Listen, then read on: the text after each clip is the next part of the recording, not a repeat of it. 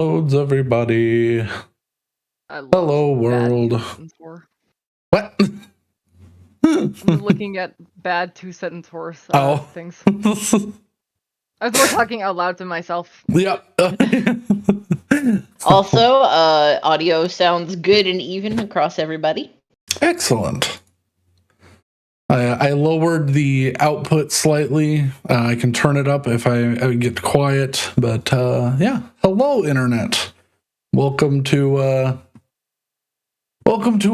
new mic'd world after a long week. But we are here finally to play some Dungeons and Dragons to continue where we left off. How are y'all doing while I set up the background music?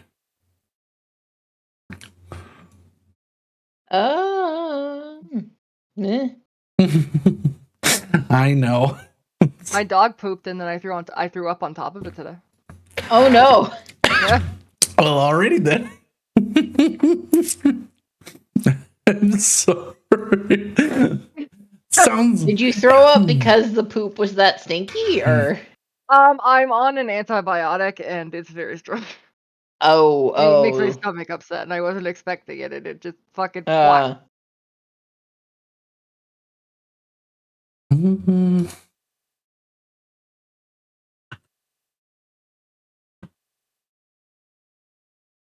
Can you all hear me typing with this mic?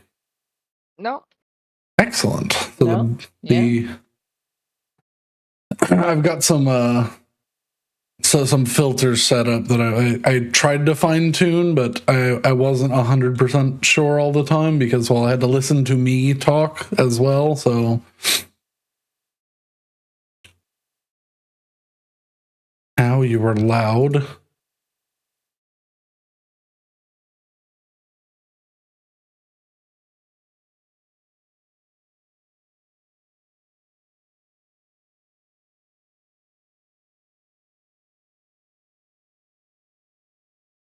Oh no, that was actually pretty. Okay, I'll do that one.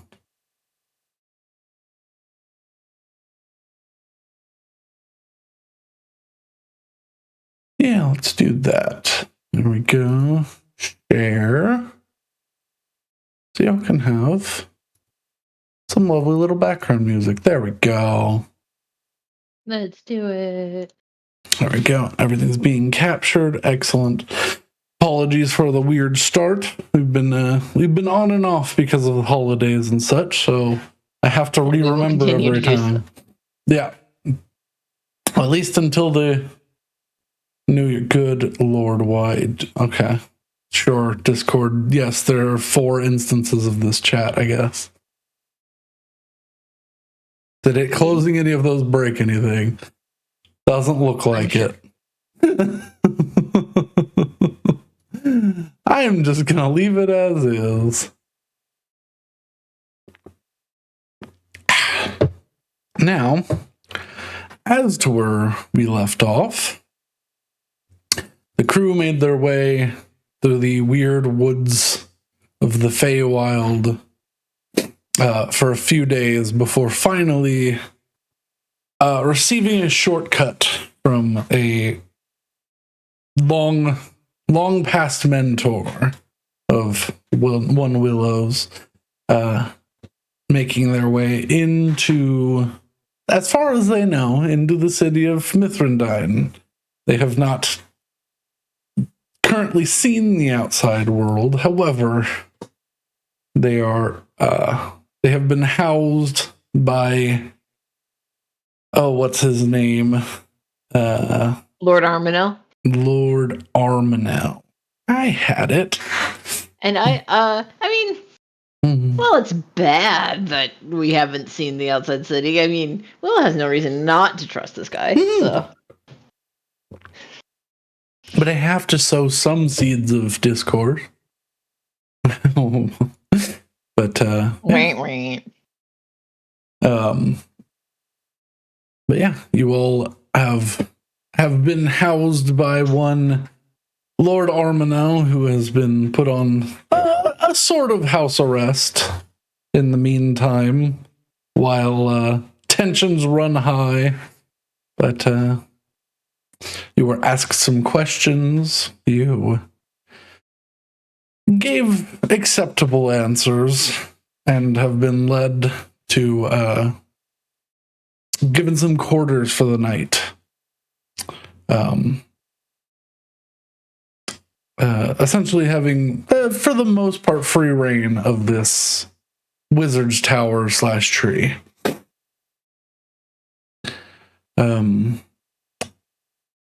I don't think y'all have taken a long rest yet. I think we ended just before then. I broke your toy. We did break the toy. Yeah, I think we were ending. I don't even know if we were getting a long rest. I think we were just. No, I think we were because when I did that, I definitely would have needed time to do that. Well, I just mean like we had a couple hours before the meeting or whatever, but I think we had. Yeah, y'all had to wait till morning. Yeah. Like we teleported here, ate a meal, and then left the room. Mm-hmm. Yeah. Yes. Because we basically teleported there at like 4 p.m. and so we have to wait until long rest, but we can't actually mechanically take a long rest. Yeah. We took one like 3 hours ago. Yeah. It'll be a little. Yeah, your time is a little off because of how the Feywild works. Y'all have just been sleeping once you got tired.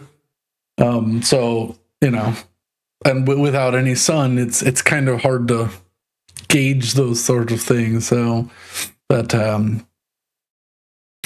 yeah, you all are given singular like guest rooms to do with as you wait the probably 7 or 8 hours before the courts officially begin seeing folk.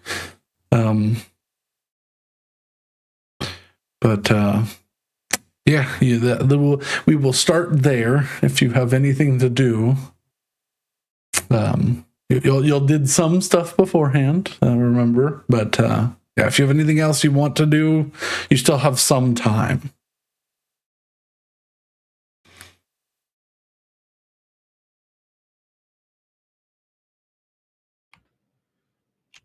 I'm really debating if I want to steal stuff from him. Oh, don't.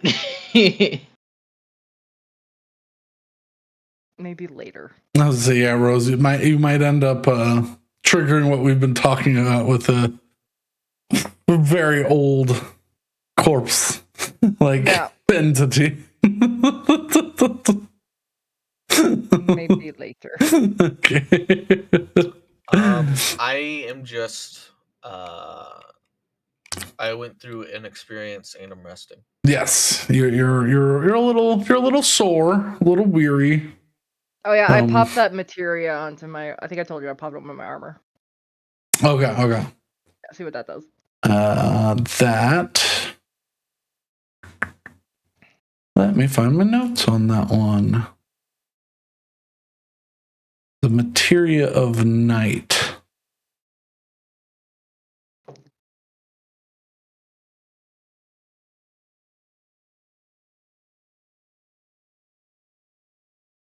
Once per day, you can cast.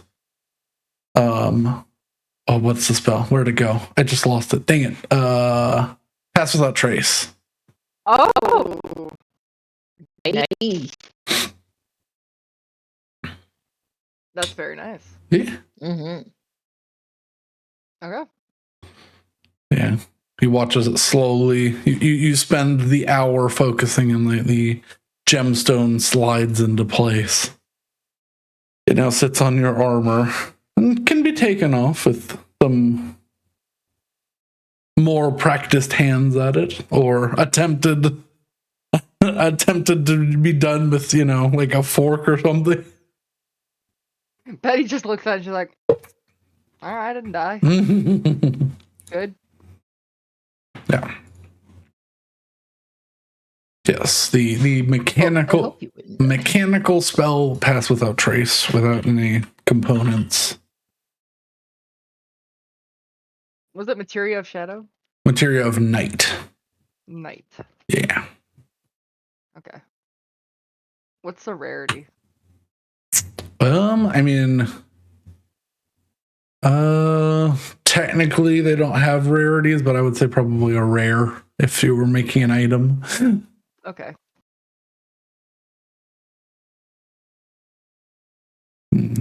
I just want to have it so I can remember. Yeah. Just in case you need any of the text from Pass Without Trace. Thank you. All right. But yes, time begins to, while the moon and sun do not move from the sky, time begins to slowly wander forward.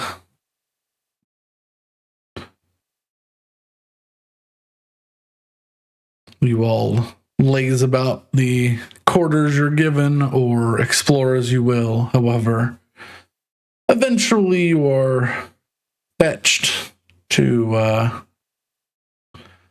make yourself proper. You were each given two of the assistants to help you put together an outfit for Fey Court, because you will not be let in with your arms or armor and need to have something made for you. I will fight this, but not very hard. But I will fight this. I, on the other hand, will just pull out the like 4-ish dresses that I've acquired over the campaign and just be like, okay, now what works? What's more in fashion? they look at all the styles and they're like, any of these will work. Most people, most people have stuck with their style for the whole entirety of time. So, you know what? That's fair. I just didn't want to assume. And yeah, I'll just go with the feather dress that I made. So That's offensive. you keep saying this. I keep wearing it. Yeah. Do they? Betty's biggest point of why she can't dress up is she can't wear shoes. Oh, they keep repeating that over and over, yeah. over again. They There are trees that live here. Yeah. They can't even wear clothes. I think you'll be okay. That's not true. I was gonna say if a dryad comes in and it doesn't have clothes on, I think that is an offense. It depends on where you're from. If it's literally, it's a tree. If it's yeah, but it's also got women parts, male parts. I don't even think that's true. Some of them do. Some of them do, but it depends on where they are. If it's in spring, them being naked is completely okay. If they're in the fall court, they may have to put on a couple leaves or two. Dude, I just want to go to spring. Spring sounds like so much fun. I mean, if we want to get nothing done, then you want to go eat the hallucinogenic honey and have fade to black scenes every 4 seconds. Yes. Well, maybe you can go there later as a treat. If you do what needs to be done, maybe you can If I do the fall court, can I have the Fey court as dessert? Or the spring court as dessert? Perhaps.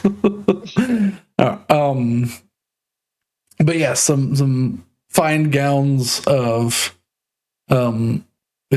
equivalent to cotton, linen. Some of them are more of a leafy texture are given to you, and then once you complain about not being able to wear shoes, they're like nonsense, and they make you some like sandals that have little like caps for your toenails so that they don't clack against the floor.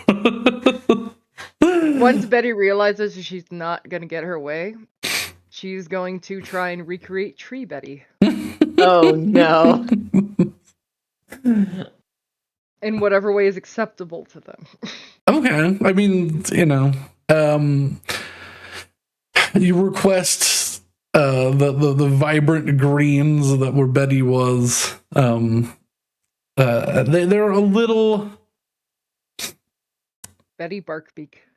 They don't want to comply as perfectly, but they give you some golds and yellows to wear because those are the colors of the court. So the yellows, the golds, the deep reds, Red. browns.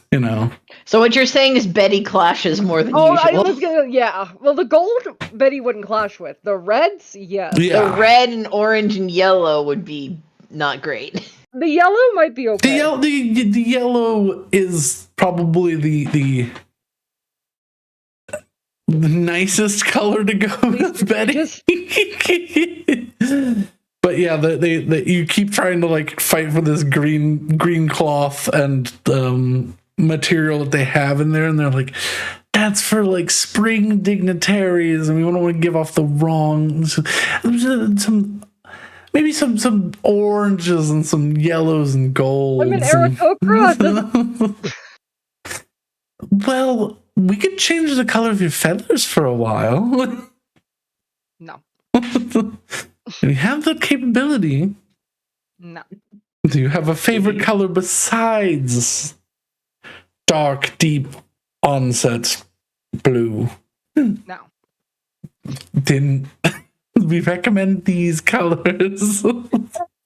Fine.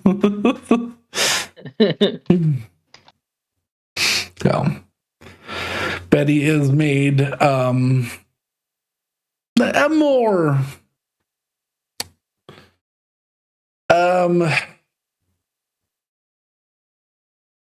egalitarian, sort of less effeminate, but still has some feminine features to it.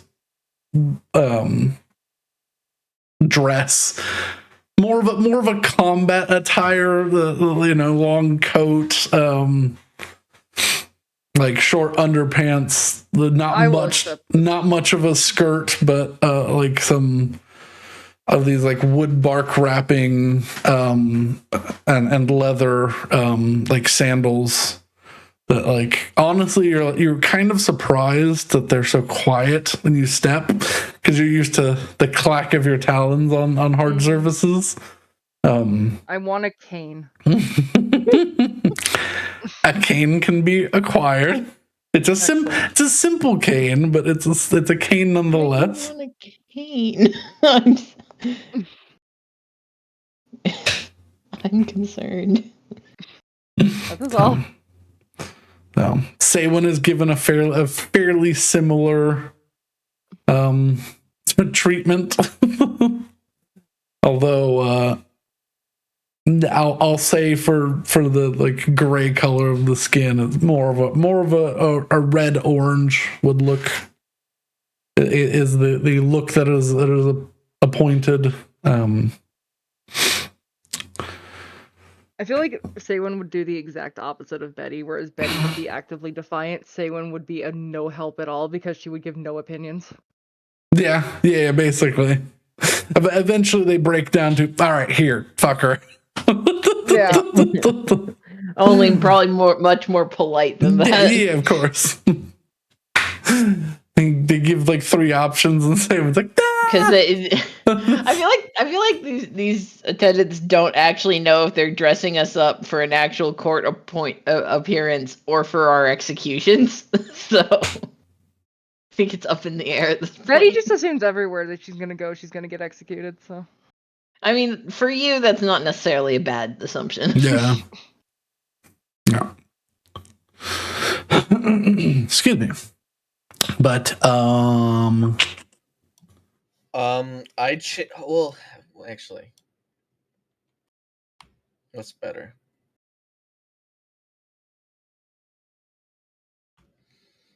I'm trying to think if I stay in my armor since it's like Fae themed, or if I switch to that 2,000 gold glowworm suit I have.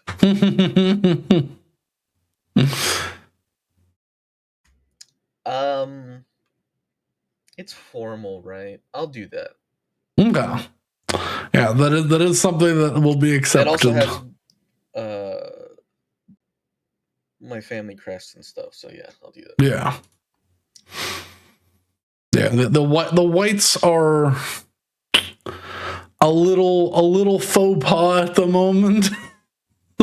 I mean, yeah. It's fine. It's made up for by my cape that glows like the sun. Yeah, the I was gonna say that's kind of the opposite of winter. So. The other colors make it acceptable that are on your clothing and your cape.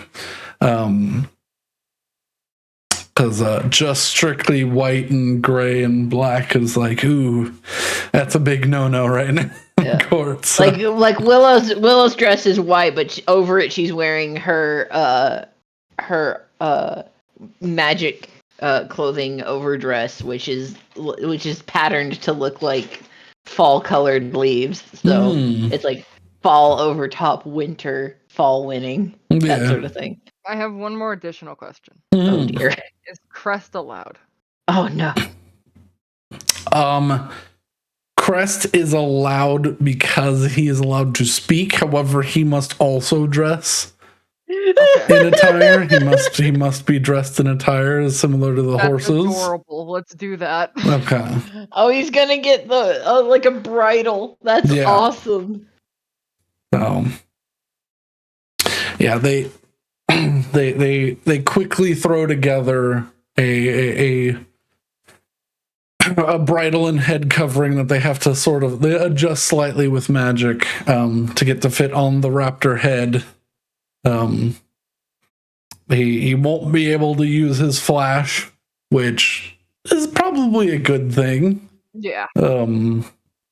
But yeah, he is adorned with, well, they tune it to be the same color as your yellow. And normally it's an orange bordered with a like red and gold motif for the horses.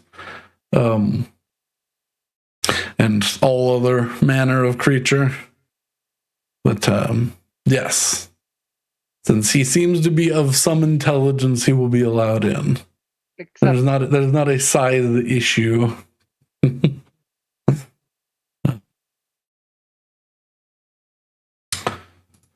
But eventually you are dressed. Lord Armanel meets with you in the dining hall. And kind of looks around. In common, because they've been struggling to talk to you in like the other attendants have been struggling to speak in common with you. And you've noticed like only one of the two has been sort of carrying any conversation with you, so it's not like a common. It's not a common language here. Common is a rare language here. It's not wholly rare, but it's like. I was just trying to go as far from common as possible. Yeah. It's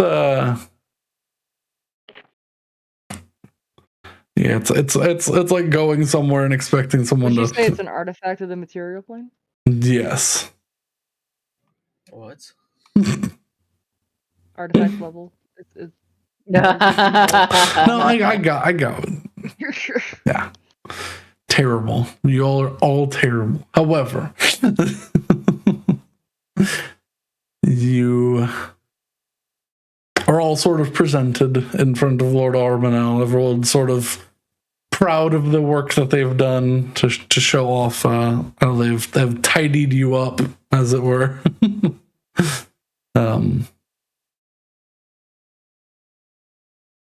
He looks at you all. Well, I managed to have to wait. You're fortunately not the highest priority event on the table today, but he turns towards you, Willow.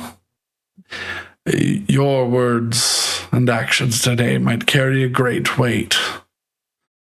As for your friends, they will be taken alongside yours, but you will be forced to take the lead, at least from the beginning. Oh, makes sense. I What's- suppose. Can we expect as far as company? Will it be exclusive to the queen, or will the room be full? The whole council is there today. Everyone of import underneath the queen. There's, well, as issues continue to rise, the courts have been rather full as of late, so you will also have some onlookers, a crowd, if you will.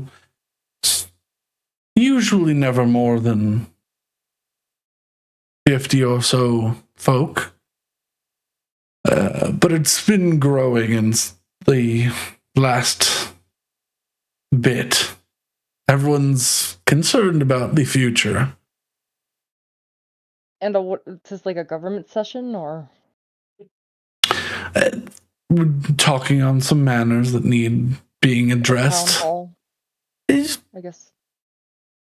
sure, that's one of the ways you can see it.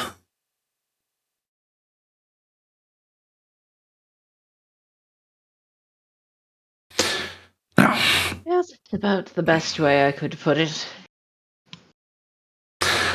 chin up. Don't give anything away that you don't want to give away, but I recommend you don't lie. I would never. Can But I you ask three, you please. an honest question? Of course. And I don't want you to view this in any negative capacity. Is there anyone on the council that will be listening to us today that you do not trust? Ooh. I have something potentially very important to say, and if you don't, Willow has faith in you, so I do as well. But if you don't have absolute faith in everyone in that room, then I will give the message to you to pass along later. No one on the council. I do not have anyone on the council that I'm afraid is working against us. There's one that I don't know personally, but Queen Cydrella brought them in personally. So, What of like the 50 or so people watching? those I don't know. It could be anybody in there, anybody with a concern, anybody with a want to see some chaos. They're all people within Mithrandine, but and magic in and out of the chamber is dispelled upon entering and leaving, so you should be safe there. The only one I don't know is a complete outlier to me because he was brought in after I was put in under house arrest. Is Prince Geir Valkai, the Prince of Red Leaves. He's an up and coming commander for the Summer Fey Court. He's here to assist in our strategizing against winter. Other than that, everyone is. Other than that, everyone is a very old ally. All right, What's that satisfies me. what's the general feeling from the other courts about this whole situation with winter and Everyone is not with winter. Okay. Will there be any I mean, I know you're like- dignitaries from the other courts at this meeting? You mean Not beyond the Prince of specifically Red this Leaves? one, but in general, are there ambassadors present? That I'm not sure of. I'm not. I'm pulling some strings to get you all in. I am not attending. I see. So. Alright. Is the urgency to the other courts like equal to you, or is it because Spring's the furthest away they care like the least? Or I mean, they still have an investment in it, but they don't. Well, It's not an immediate problem. for them. Spring is also directly connected to winter. Fucking circle. You can envision it as such, yes.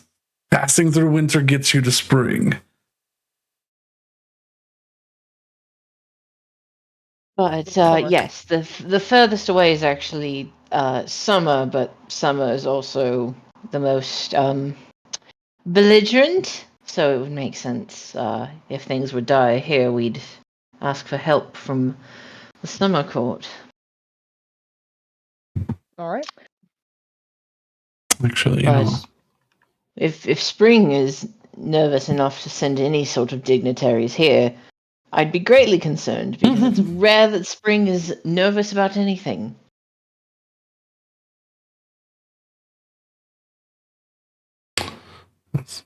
Well, the world is potentially ending, so I think usually isn't a word we should be concerned about at the moment. the Feywild is sitting on the furthest precipice of stability as it's seen in, well, since the Age of Arcanum, and the Unseelie Courts sort of had any change to them. So it's been quite some time. All right. Why can't Well- we revisit and like it not be an apocalypse? Well, Because why else would we unfortunately, go? you live in, I would not say apocalyptic times, but you live in an age of peace. And peace tends to be between wars. Yeah. So, chin up, speak clearly, don't give anything away that you don't want to, and do not lie. That's all advice I can give. And I'll do my best. I would put that at the utmost. She will know. That's why she trusts me. All right.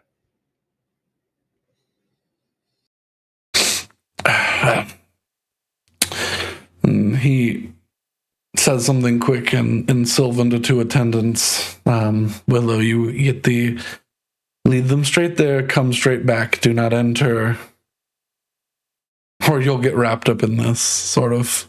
Yeah. So the doors on the east side of the tower open, and for the first time in quite a long time, or what seems like a long time, since it's been night for 4.5 days now, you see the sun peeking over the horizon.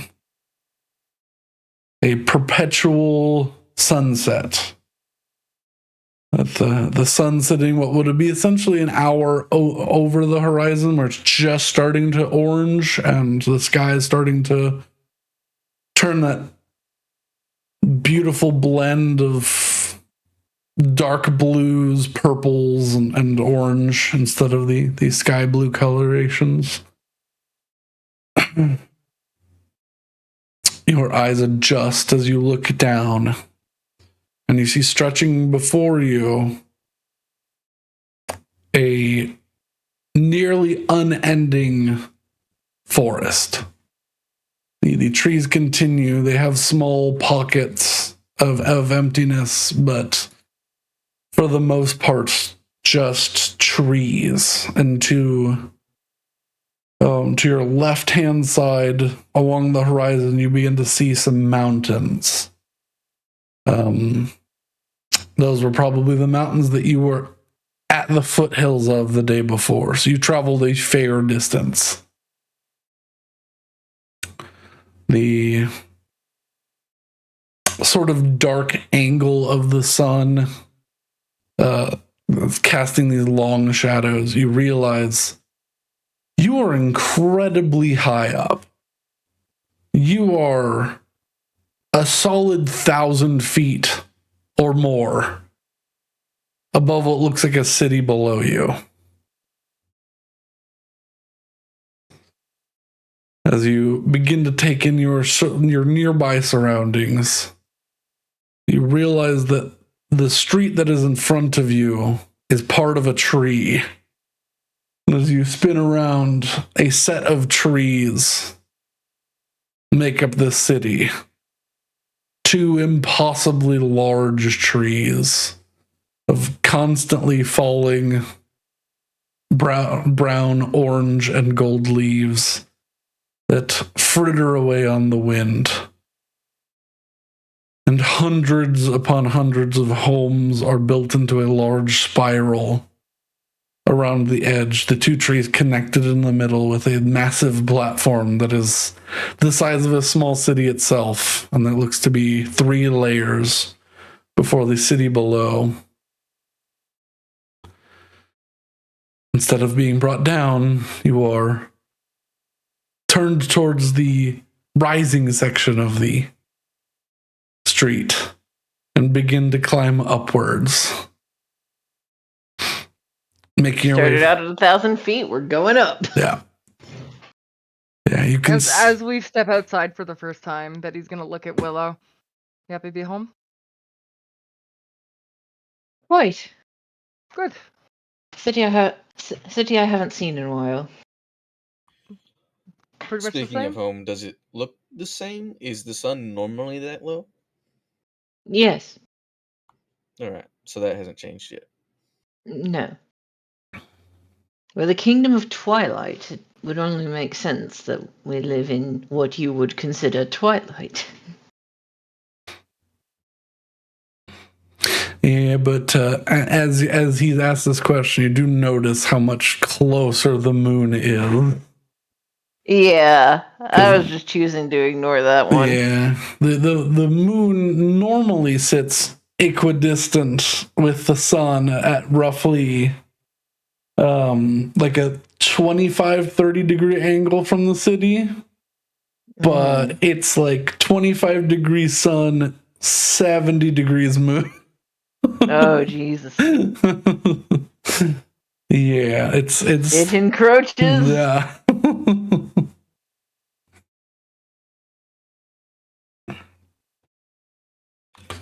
Well, let's get on with it.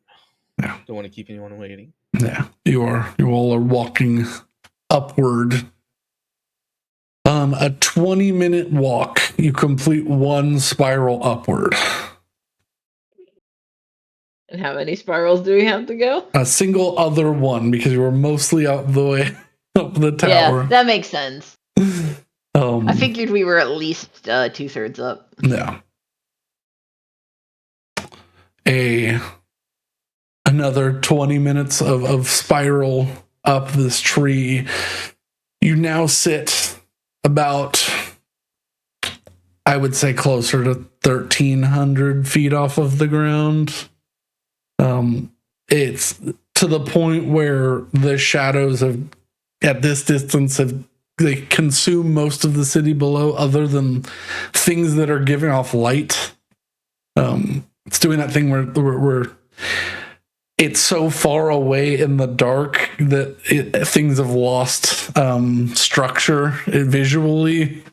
So only the tallest buildings at the bottom or things giving off light make any sense. Of not, it just looks like sort of this light purple sea of stars below you.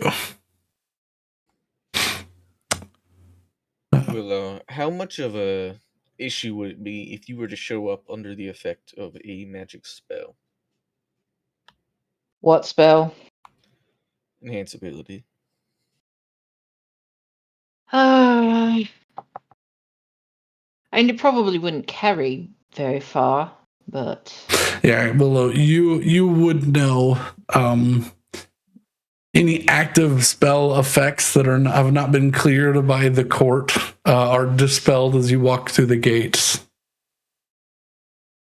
yeah, actually, since they don't exactly know that we are who we say we are, or I am who I say I am, they won't have cleared anything, so it won't last beyond the front gate. Gotcha.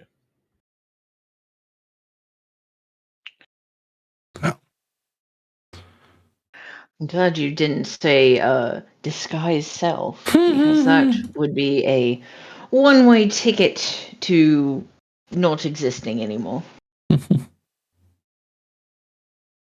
Nah, that's a little harsh, but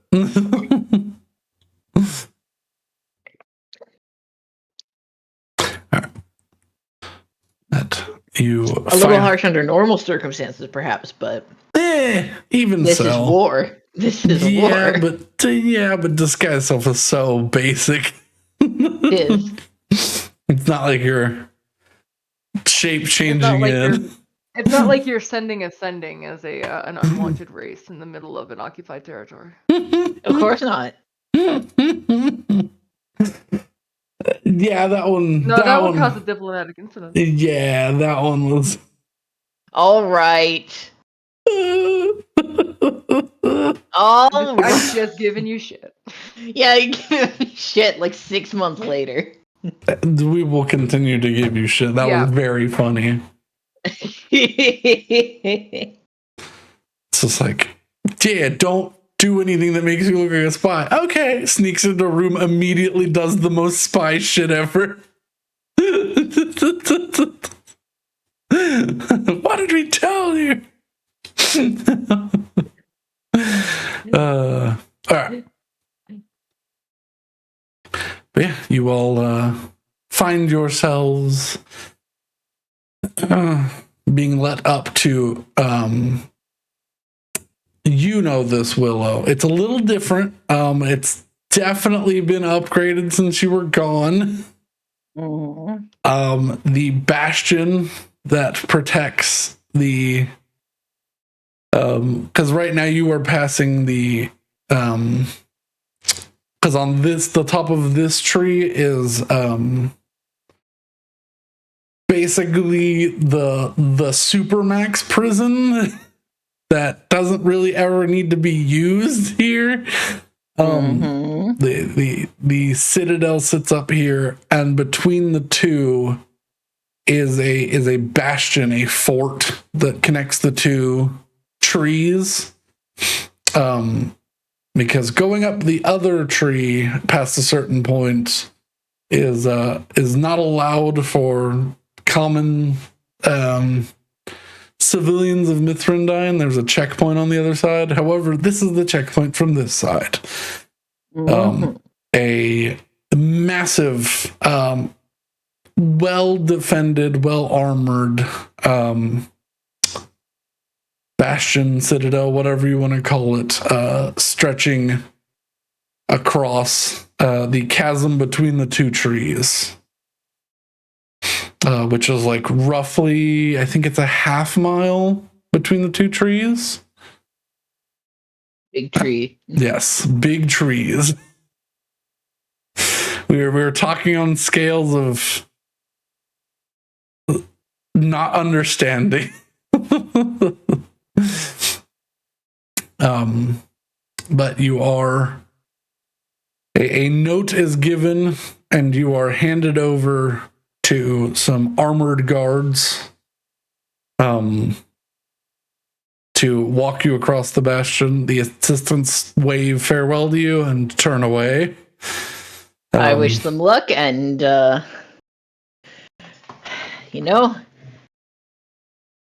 smile and continue on. Yeah. Just to tamp down any nervousness that I might be feeling. Yeah, you are escorted by 6 fully armed and armored guards. Question before we get too deep into this. You are not allowed to bring your weapons. Did anyone sneak anything in? Do ghosts count as sneaking? I am a weapon. Likewise, but no, I did not sneak in, and Okay. I would have left Earth Heart in my bag of holding Okay. at Just- Lord Armanel's. But no scalpel I- to cut out the filth of this world. But do ghosts count as Ghosts are not a weapon that is physical in the material world, so no. Okay, that's fine. And as long as I'm not gonna bring Ixaladon because that's a terrible idea. Yeah, don't Yes. bring Ixaladon. Yes, the Ixaladon has nothing constructive to add here. Ixaladon would Is absolutely there be an taken from ethereal you. plane here? There's not technically. Then could the ghost even leave their objects? No, they Ooh. wouldn't. They'd be stuck in their objects unless they. I'm sure they are very happy about that. Unless they used enough force to manifest physically, which drains them very quickly. Yeah.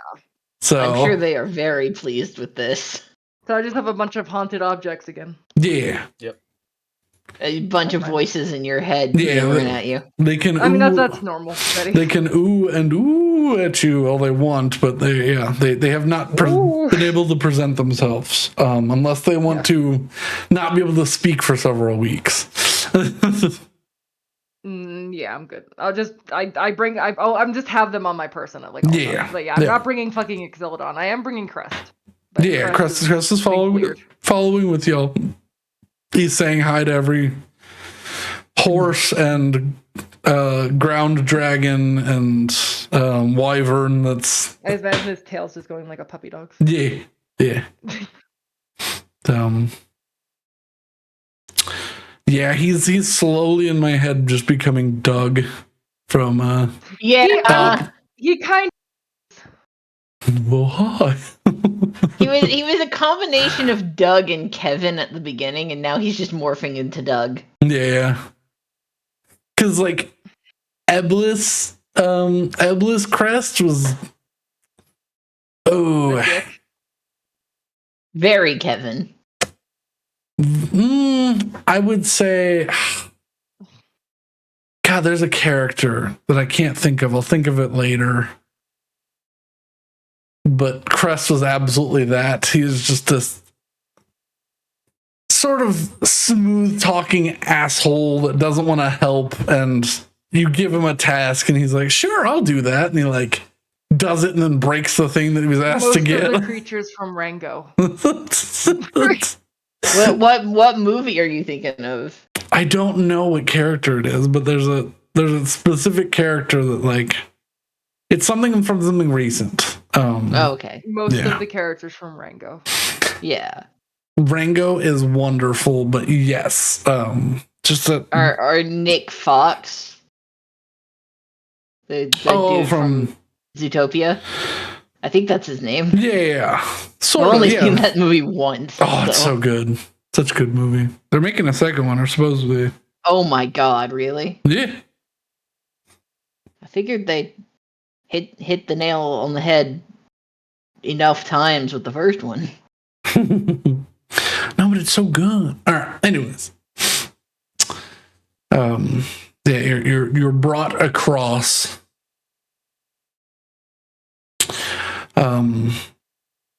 to it through, and you see probably, I would say some. Willow, you've never seen this bastion so lit up. It's not like you visited very often. You went up the other way whenever you were needed. The not jail side. Yeah. But or just flew across. Mhm. We would have had enough time for a short rest. Yes. You had plenty of time for a short rest. Yeah, I am getting my spells back just in case they're necessary. Okay. Yeah.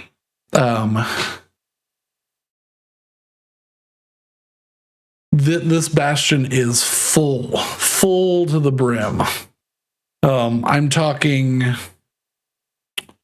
at the moment, there's probably 2,000 or 3,000 knights like in here in full armor, and then probably another 2,000 or 3,000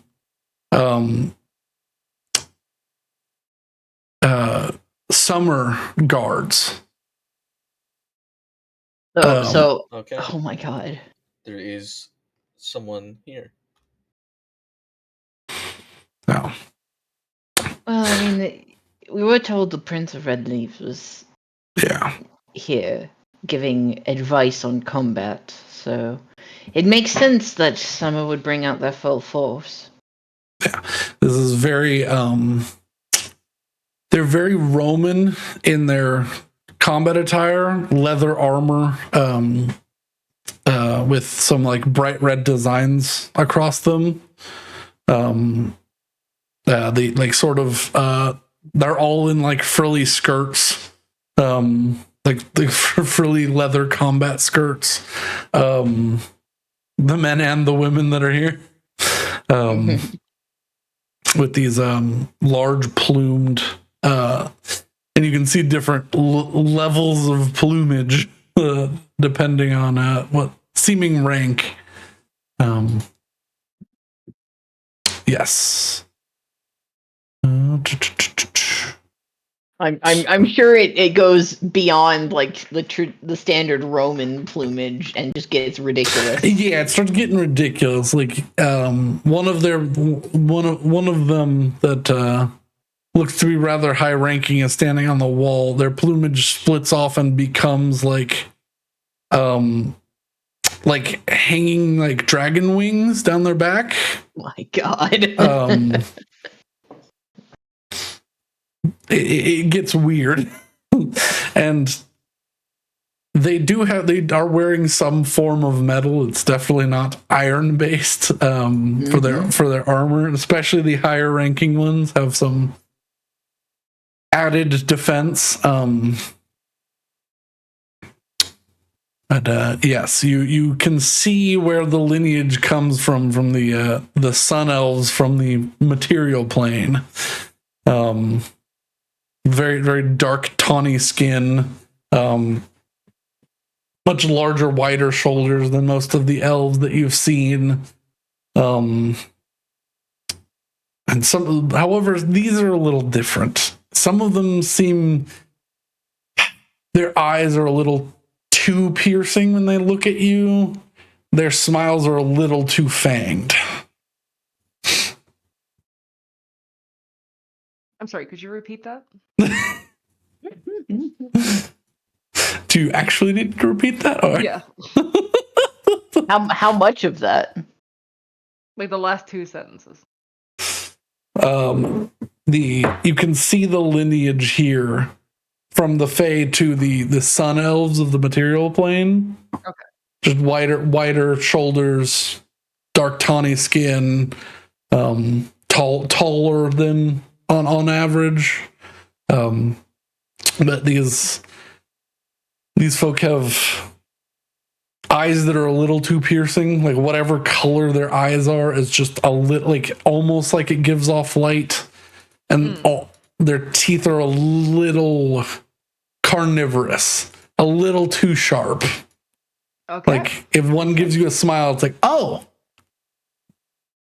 they've got multiple canines. Good. It's like right. prominent teeth. Yeah. Thank you for the repeat. No problem. But yeah, you are led across. The gates are opened for you. The guards continue to not press you forward, but follow you. And if you start to go the wrong way, they stop moving. But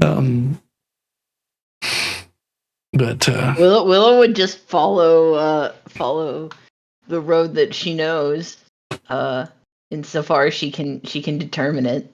yeah, Now, up here's pretty straightforward. It's incredibly open, seemingly ready to, I don't know. Looks like from your look, maybe combat a dragon. Yeah, maybe combat a dragon. Maybe. But exiting this side, you notice something, that tingle in the air of an active magic field. Those of you, probably only be Saywin just barely can see this fizzle in the air of a dome going upwards before it fades away. A large shielded section, a sanctuary of sorts over the top of this tree.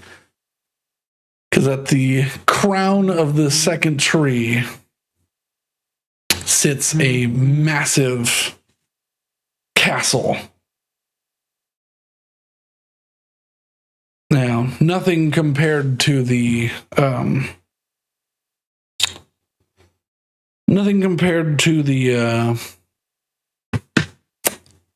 castle that makes up the moon, but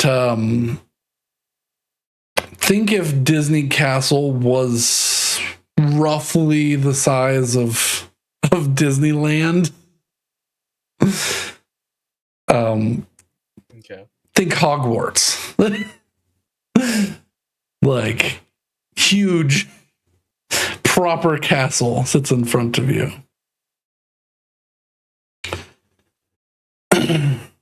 You are brought to the doors, these massive doors. Impossible to move in any way without magic.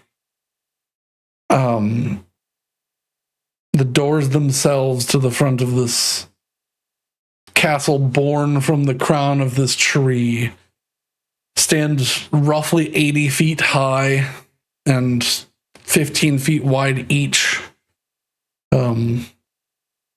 As you approach, you're stopped by guards in much nicer armor.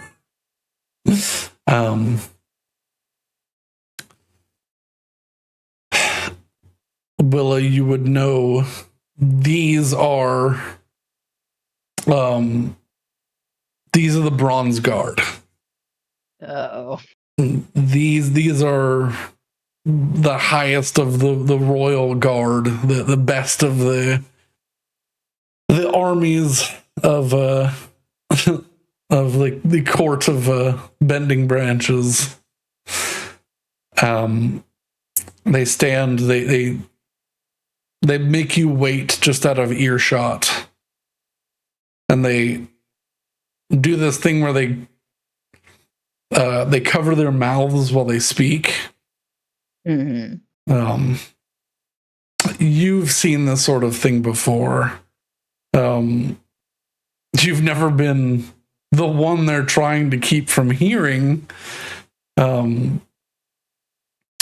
But some of those trickier folk can read lips rather well. They seem to be on utmost secrecy, but eventually they come back. And two bronze guard come to replace the two that begin walking. And Sylvan, they ask you to follow them quickly and quietly. And I will turn around and in common, just say, follow them and me quickly and quietly, and do not stray. Yeah. And I will start following quickly and quietly. All right.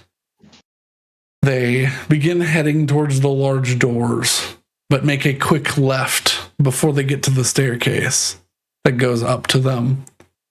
I'm pretty quiet. Do I do I remember what this left is? Is this the appropriate left to the? You've always been entered through the front. Oh, this is the back. Uh-oh. You know the people appear from the doors that are of the accused in those situations. Oh no. But you've never had to walk through them. So your stomach sinks a little bit as you are turned left. Side doors. Oh no. Do I see this change in Willow's composure? You'd probably see Willow's shoulders tense up a little. Yeah. But like almost no change as she just keeps walking forward. It's like it's gotta be done. It's gotta be done. Yeah. The front guard. I don't notice. I was gonna say that's not enough for Betty to clue in. Yeah. The front guard continues leading. The other stops as you come to a side door that was hidden from view of the main staircase. Mm-hmm. One opens the door. As the one that breaks off opens the door, and one leads and the other follows back on the caboose as you head up a thin, dimly lit staircase. The door closes and the lights get slightly brighter, but not as bright as the sun was that was coming through. Mm-hmm. You walk up, you take a left, you take a right, you take another left, you head up another staircase, and then you follow a long, rather tight corridor. There's not much space to get past anybody, so it'd be like a little bit of a squeeze.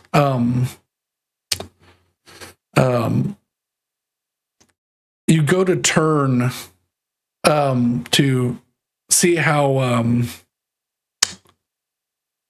Cresta's doing, and he is significantly smaller. No.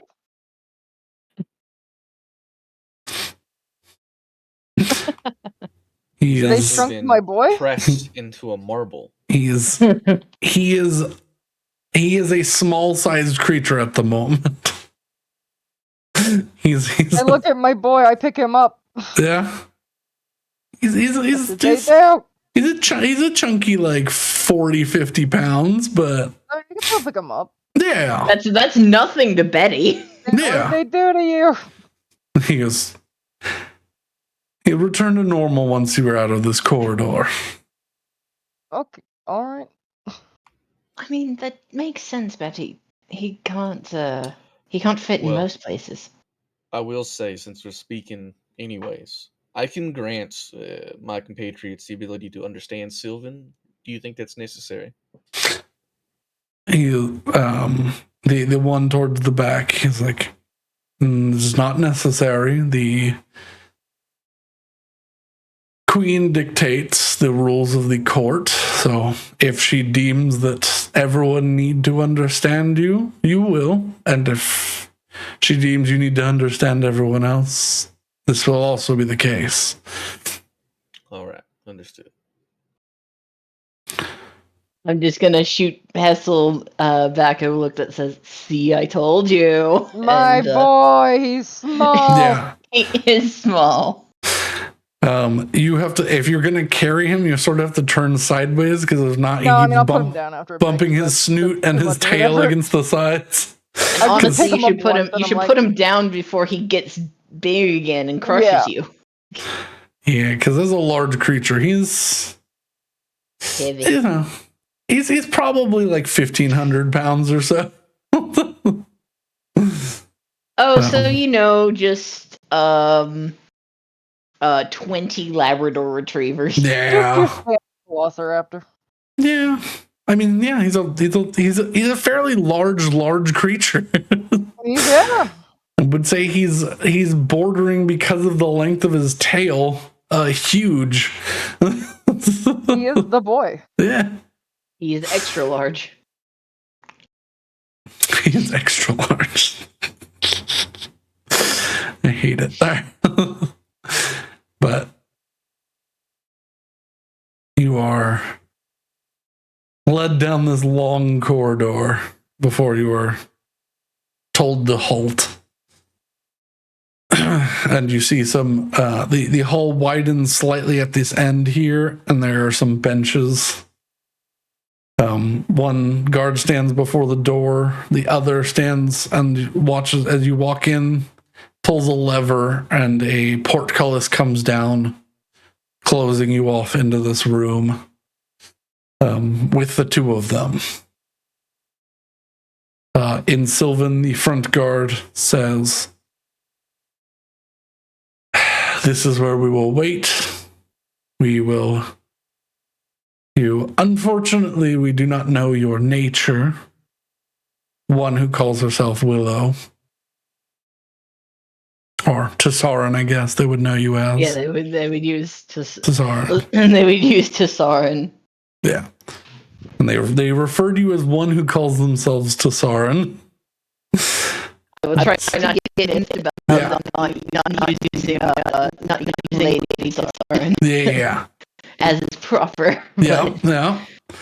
They do not know you, and they've been told not to trust you or your words as of late. So, but I will give the appropriate amount of polite miffedness about that. Yeah. Which is just a little frown, harumph, and then continue on as if nothing happened, and translate their message to my not Sylvan speaking companions. Yeah. They tell you once the current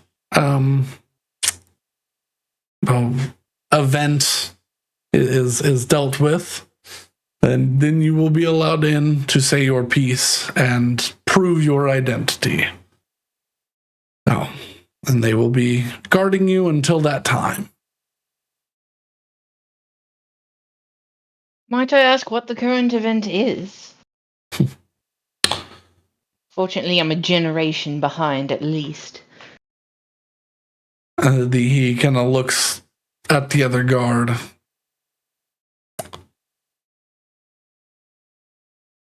You're sealed in here, so it shouldn't be an issue. They are voting to make a coalition.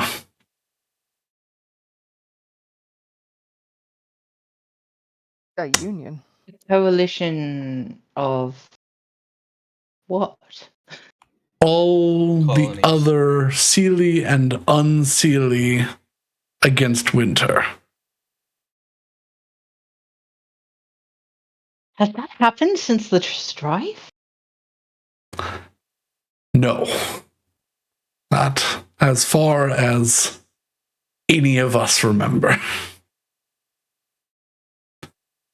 So this would be in Sylvan. You just see Willow ask a couple of questions, look vaguely shocked, and then she'd say, "All right, so we are coming in on the heels of history." Well, yeah, the moon's moving across the sky, Willow. Something is happening right now that has not happened since probably the generation before Lord Arminol was born. Okay. Coalition vote. Sort of all against one scenario. Oh, is that not the case already? No, it's usually every court for themselves, and we keep to ourselves. But Winter's throwing a fuss again, so...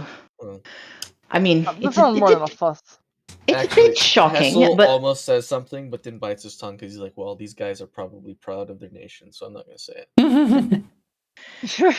I mean, it's a bit shocking, just because you never expect this to happen, but also logically it would happen. Just the way things have been going recently. Well, I'm sure once this is all cleared up, we'll have a lot to talk about, but I'd rather see rather than be told, so.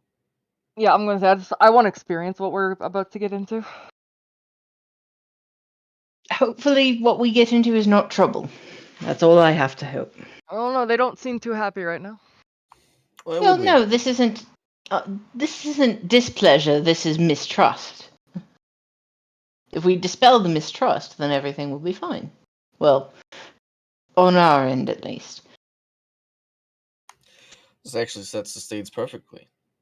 to be honest. Oh dear. We have a lot to say, don't we? As soon as you're cleared as being who you are, we have quite the stage to take. Yes, but we have to hope that they believe me. I mean, it's pretty easy to prove, right? A basic cleric back home can tell if someone's telling the truth or not. Yes, but telling the truth and proving the truth and then being believed are separate entities entirely. Well, as far as I'm concerned, if you prove your truth to the Queen of Autumn and people choose not to believe that, that's on them.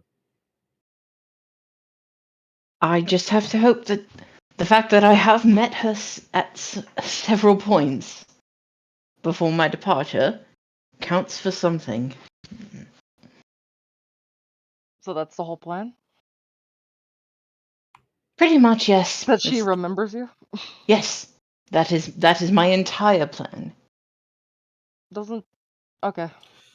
To be fair, I have a lot to speak about, so even if for some reason they don't believe her, it shouldn't matter. Hopefully, you don't have to speak it while we're being hauled out of the courtroom. True. Well, let's just see how the shit show goes. I'm...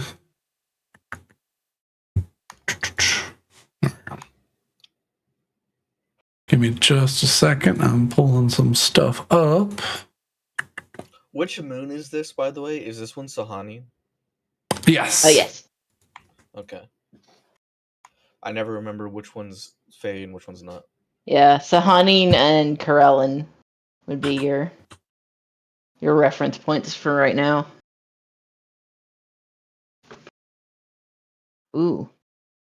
I moved my shoulder and it cracked. Ooh, that's what that was? Oh, did you hear that? Yeah. Oh yeah, I just moved my shoulder, I cracked, and then said ooh, and then Yeah. yeah, that was what that was. Sounded like you stepped on a few like pieces of cereal. Yeah. snapped a bit of spaghetti.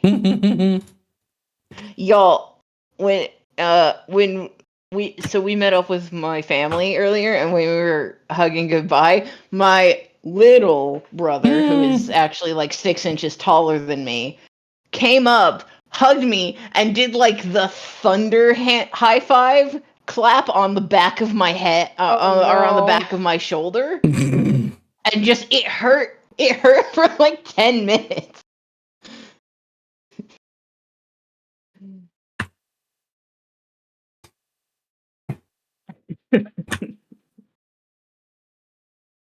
But yeah, so my Actually, shoulders have been getting given- the brunt of it. We've been having a bit of conversation here. Hmm. So they're not being super strict with the don't speak, they're just saying keep it down. So I'm actually gonna smile, turn up the charm, and turn to one of the guards as we're walking. Oh no. But we're not And walking now, ask- we're sitting in a room. Yeah. Oh, well, regardless, what kind of introduction should we expect? They kind of look at each other and the one that speaks common is like,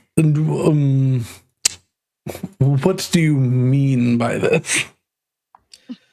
Well, we're here to talk to somebody, and I'm kind of confused what this entire meeting has to do with that. Well,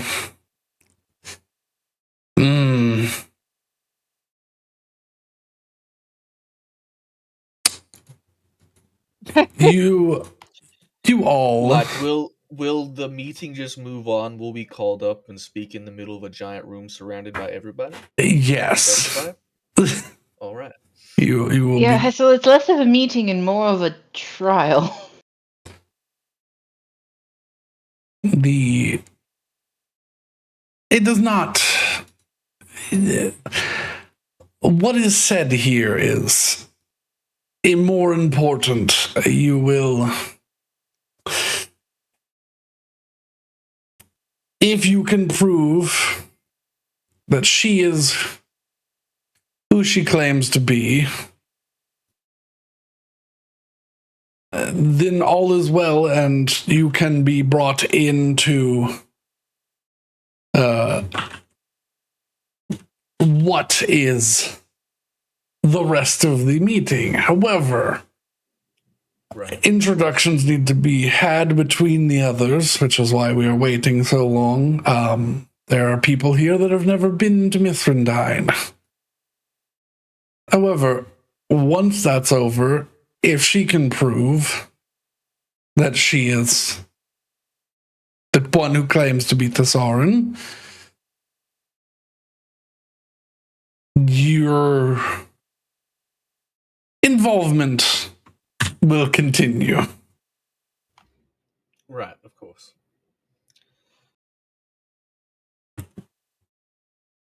I don't know if that's what you were hoping for or what you are looking Well, at. Yeah, I was just trying to clarify the actual setting.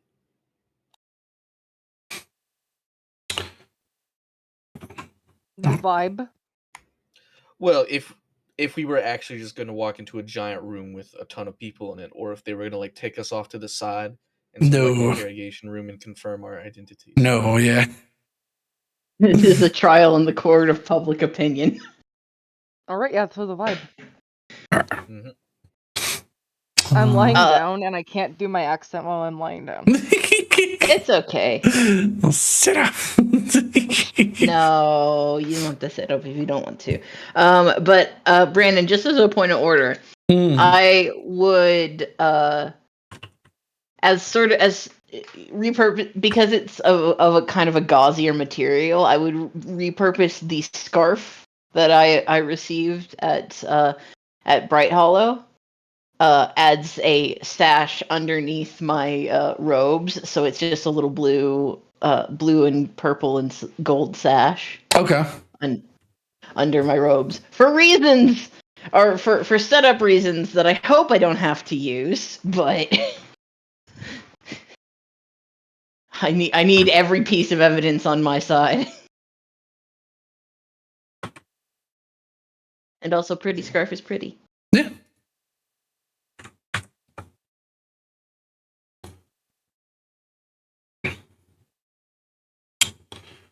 So we wait. Mm-hmm.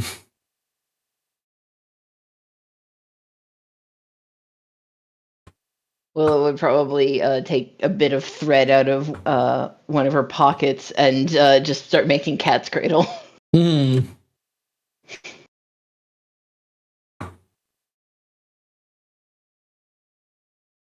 I miss Fred. I would say Fred's in a better place, but Fred was left in winter, and it is unclear what his purpose is now. She shrug. Mm-hmm.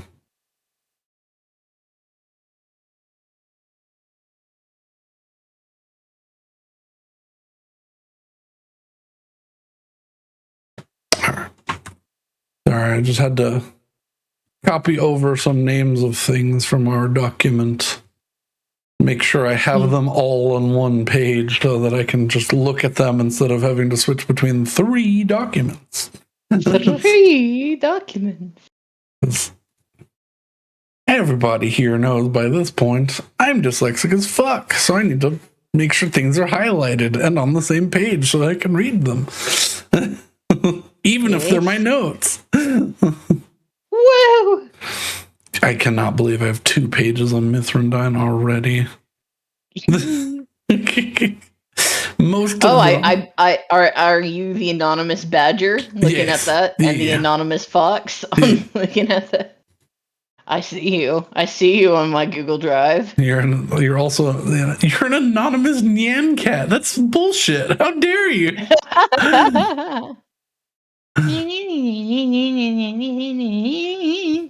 I don't know how to do the Nyan song. You're an anonymous It's just coyote. screaming. You're an anonymous coyote and an anonymous Nyan cat. I didn't Awesome. even know that was a thing. That's so bullshit. Are there other secret rares? I wonder if there's anonymous coelacanths. Coelacanths are cool. Coelacanths are cool. I saw a coelacanth dragon that someone like chalked up. or like made up, and it looked really cool. Oh, I bet. All right. Oh, okay. When I did my playthrough of Abzu, that was what I was waiting to see the entire time was a coelacanth. Can y'all see Okay, I the? see the anonymous Nyan cat, but I hate the background color of it. Yeah, I mean that's like just Like, the color it's of. Diarrhea brown. I mean that's the background color of the anonymous coyote. Oh, really? Yeah. Mine's green. No, that's yeah. Yeah, yours is green to me. So. Ah. well. Actually, I know this is not the best time, but I am going to go get a huge glass of tea. So you can spill it. I can, yes, so that I can continue talking because I'm going to be talking to myself a little bit. So, thumbs, multiple thumbs. I'll be right back. I'll be right here. Beep. Beep beep beep beep beep beep beep beep beep beep beep beep beep.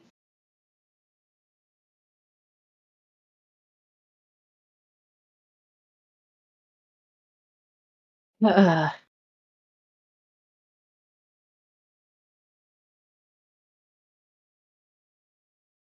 miss being in the mountains. I mean, I like being back in the city, but I also like the peace and quiet of the mountains. Yeah, I mean, yeah. Yeah.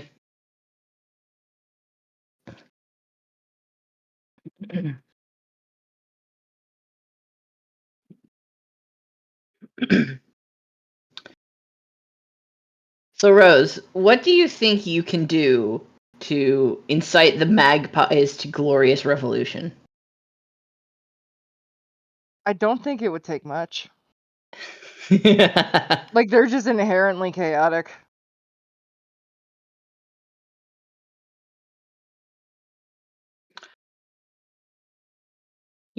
but more importantly, whose side would you want to be on? Would you want to fight the magpies, or would you want to fight along with the magpies?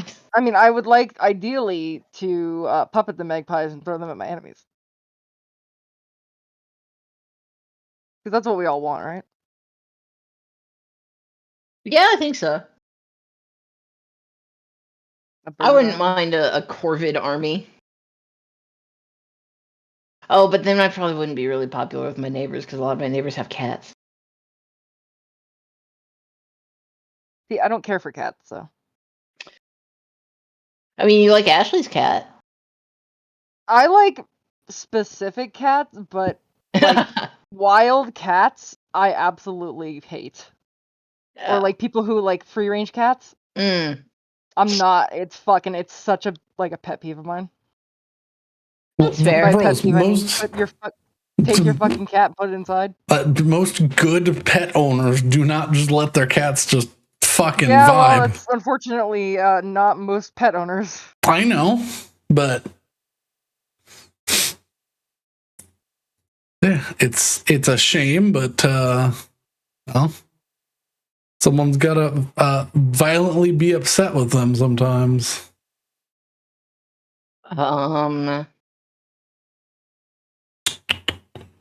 I'm just saying, they decimate the wild bird population. They It's do. fucking terrible. They do. So I don't, And also, if you have an outdoor cat or even an outdoor cat, what happens is they get old and sick, and they don't let you know, but instead wander off into the bamboo grove next to your house and disappear, and you wonder what happened to them for the rest of your days. Yeah, because they don't, those sorts of cats don't fully trust their owners. Like they're like, yeah, I live here and you feed me, but I also 80% of my diet is eating small birds and probably other people's pets.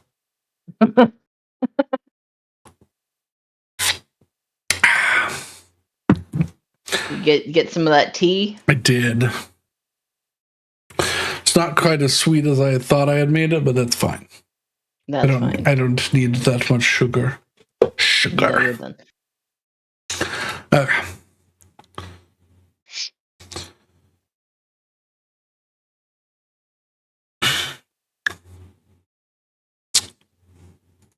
After a fair amount of waiting, I would not say an egregiously long time. They seemingly started before you made your way here, but like 30 or so minutes pass before you hear a quick successive 4 knocks on the door. Is it everybody up? Everybody on your best behavior. Don't try anything foolish. The one who claims to be Tessarin at the front. Friends will be behind you. If you can prove yourself, they will be allowed to speak as well. I look forward to seeing how I can do that. Should be pretty easy. Is there anything that's gonna physically make us not be able to speak, or is it just etiquette? Well, if the queen doesn't want you to speak, you won't. That sounds all right.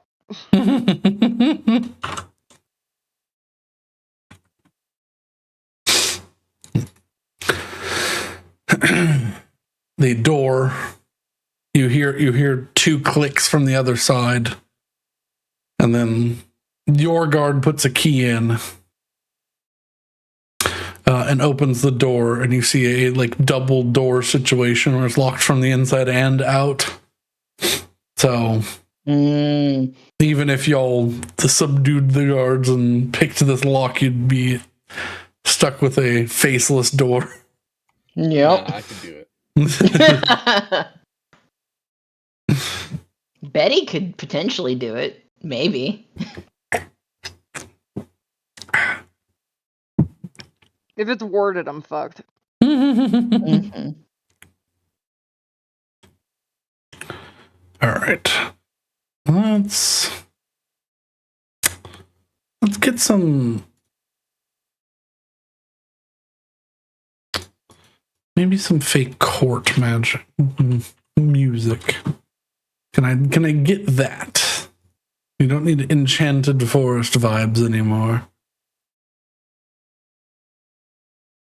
If I didn't think it would get us banhammered by Disney, I would say just play the prologue to Beauty and the Beast over and over and over again. I would actually kill you.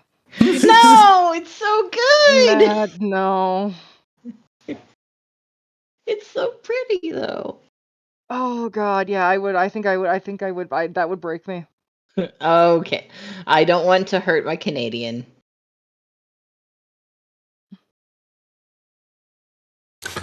Actually, that is, that's a very, that's very, very much. I don't know if y'all can see the image for the video. I love that art. I love that art so much. It's very much where you are right now. Yes. Just the continuously, but this is all at the top of a tree. The continuously growing spires behind the walkway is what I was describing. The Atrenal. Atrenal? Atrenal. See, I know you're saying eternal and tree, but it sounds like you're saying something like a latrine urinal. You said it, not me. Something urinal cakes. No.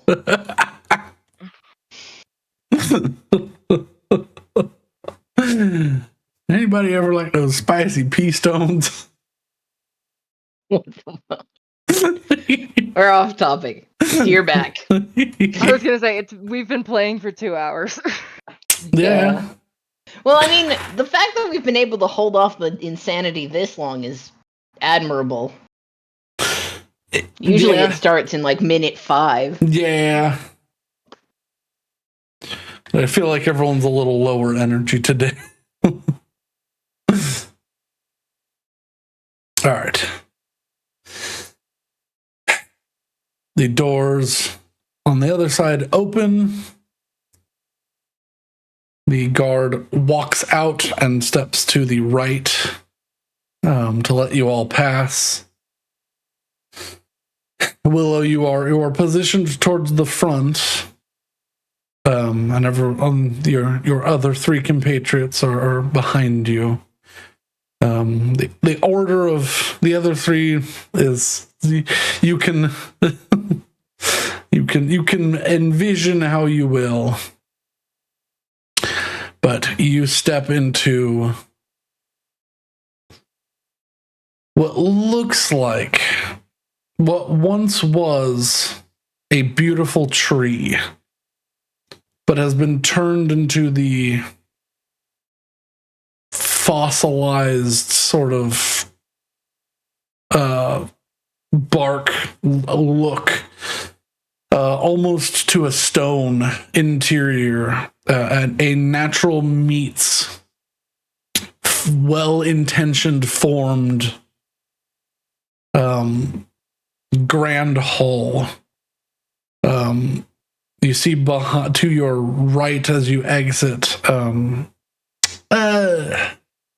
sort of an amphitheater of seats with small tables that are not packed to the gills, but just at least every one of the tables has somebody sitting at them. There's like 3 chairs per table, and probably 50 or so tables.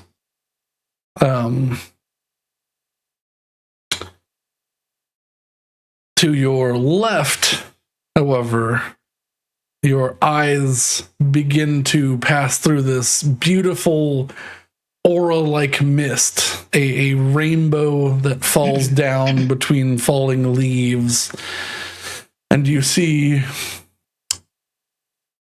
a council that, Willow, you have never met. The only one that you recognize of the 4, 5, 6, 7 people, 6 sitting in the front, the 7th sitting up higher on a chair, in her full queen's attire, making her look even bigger than she naturally is. In her court, she shows her power. So sitting at about 8 feet tall, probably standing at 12, the Queen of Lunar Moths, Queen Falorna Cydrella. And at the moment, normally it's 5 others, but a 6 sits at the table. A group of faces that you do not recognize, but one that definitely stands out. Sort of a loose, haphazard cut of bright red hair on a rather handsome summer court elf. Definitely someone high up in the Sealy of Arathalon. Rathalon.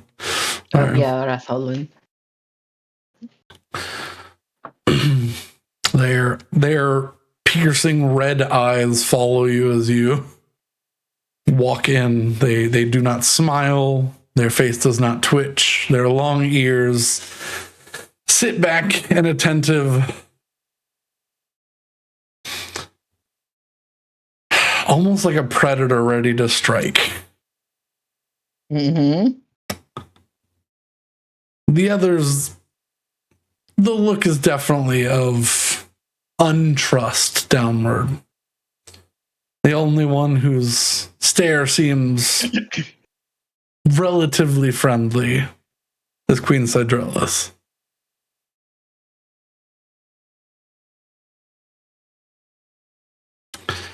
And to the left and right side of this court, you do see 4 other people.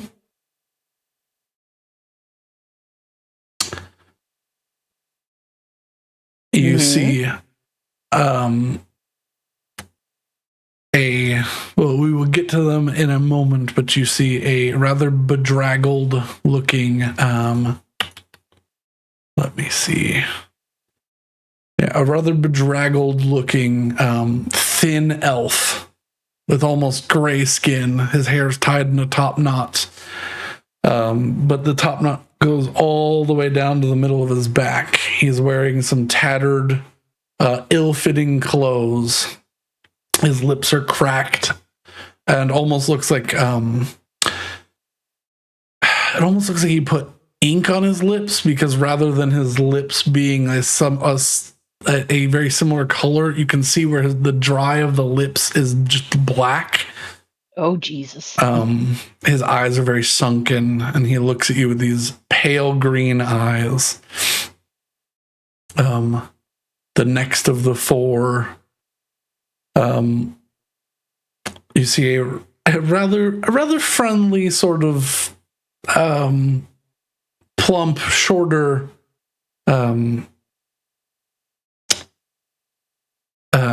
spring fae sitting in a large sort of mushroom top dress, like mushroom cap dress. He's sitting there with a small bit of a small bit of tea. These are the representatives from the other courts. Yeah. Oh shit. Yeah, she's sitting there drinking and eating little cakes.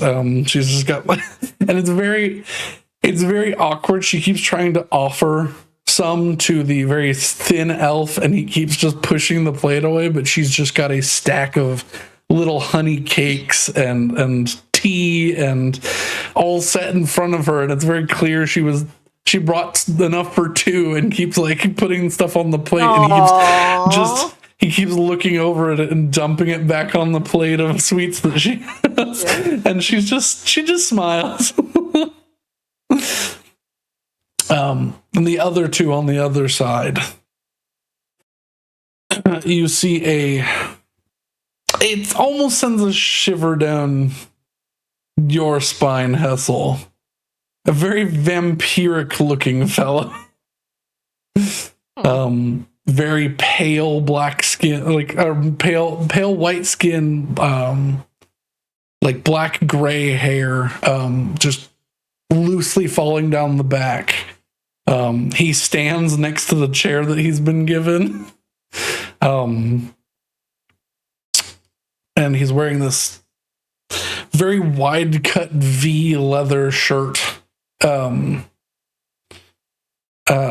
can see him sort of gritting his teeth. He's not looking at you all, he's looking towards the audience. But he's just got his arms crossed, and he's sort of just baring his teeth, which are very fang-like. These very ethereal silver blue eyes. But something about the teeth and just the black leather armor that he wears just gives you a feeling of familiarity.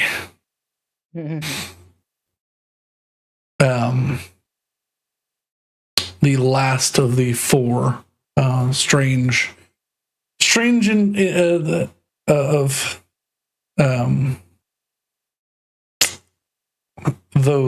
those seeming to be in court with you all as well today. A very thin, very tall woman. Her proportions seem weird. Not like she's not a fae, but maybe she's a little bit more. Her skin is like this olive, but like actually olive, like towards the green, not like the description of olive skin, which is like a more green toned brown. She's very sickly looking. her hair is this staunch light blue, and not like a happy sky blue, like you've washed a pair of jeans a few too many times and they're a little too old and they've almost gotten to white sort of look. She's sort of bedraggled. She has about 15 different talismans around her neck, and she's wearing these long flowing tattered robes. She sort of cranes forward in her chair, her fingers elongated and sort of not templed, crossed, but in a way you're like, if her fingers are crossed, they shouldn't touch her wrists. Definitely of the hag persuasion. Yeah. Okay, that's going to be in the Court of Inkalin.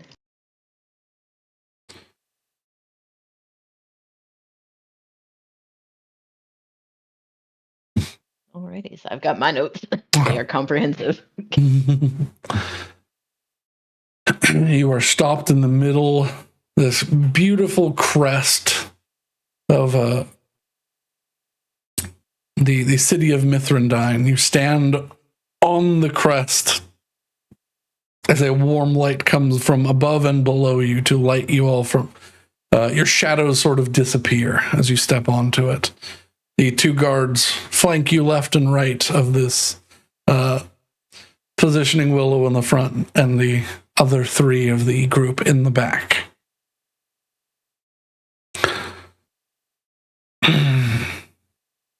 I will, before anybody speaks, I will just do a proper bow to the court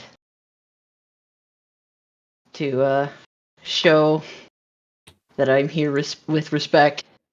The crowd starts heckling you because the bow's from 3,000 years ago. Yeah. It's possible. Sort of. Oh, no. You're so old school. You do this bow. I'm bowing like their great grandmothers. Yeah, you do this bow, and you sort of, what the fuck? What is like, this is like whisper begins going out. And he watches Queen Sajala raises a hand and sweeps it across the audience, and as her hand moves across them, they stop making sound to you. They continue talking. It seems like some sort of noise barrier was put up between the two. Not very nice if they're chattering about me while I'm trying to prove that I am who I am. Yeah. I mean, they're the audience. They don't care. Yeah. They're here for entertainment. Yeah. This is true. Because who doesn't love court drama stuff? I know I sure don't.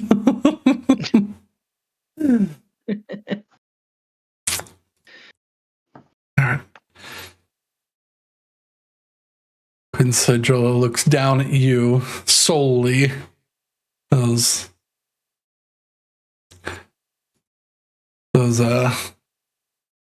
piercing green eyes of hers looking down on you.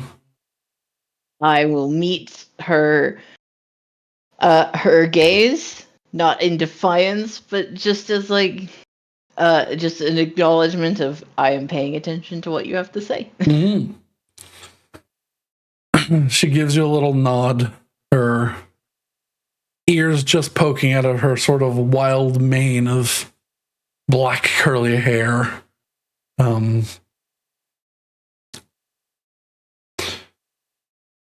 Actually, as you look closely, you do see a very few wisps and strands of silver hair streak now through that once perfect sort of coil of wild mane.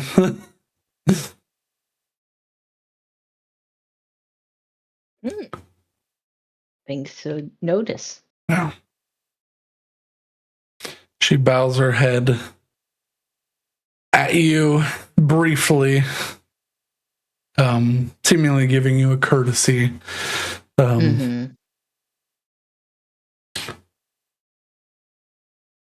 one who calls herself Tessarin.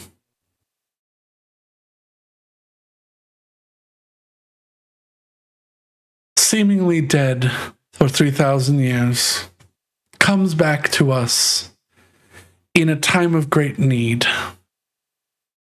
And I understand some excitement towards the prospect of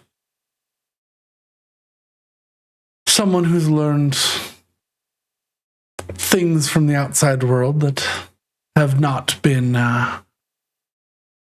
tested or tampered with here.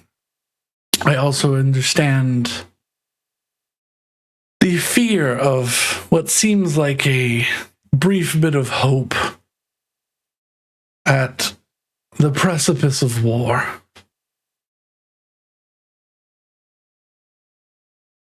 What say you, the one who calls herself Tsarin? We all know of the information that could be collected. What do you have to say to prove you are back from the dead? I, the one who is Tsarin of Bright Hollow, daughter of Arneldor, say only that I didn't die. I was lost, trapped in stone for 3,000 of the years of the Adani. Why I returned, I do not know. But why I returned here? Because if you have loyalty not to your kingdom, then what do you have?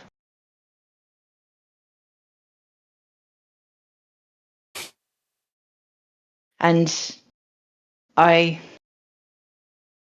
may be able to help in some way, or at least do what I swore my purpose was all those generations past, which was to use my power, whatever it might be, to protect my home.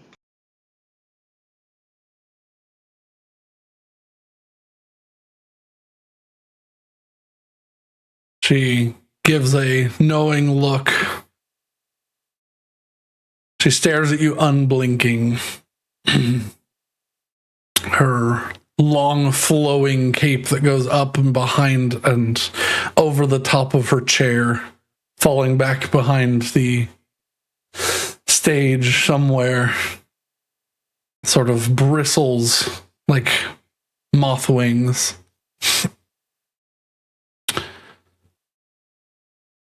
She goes,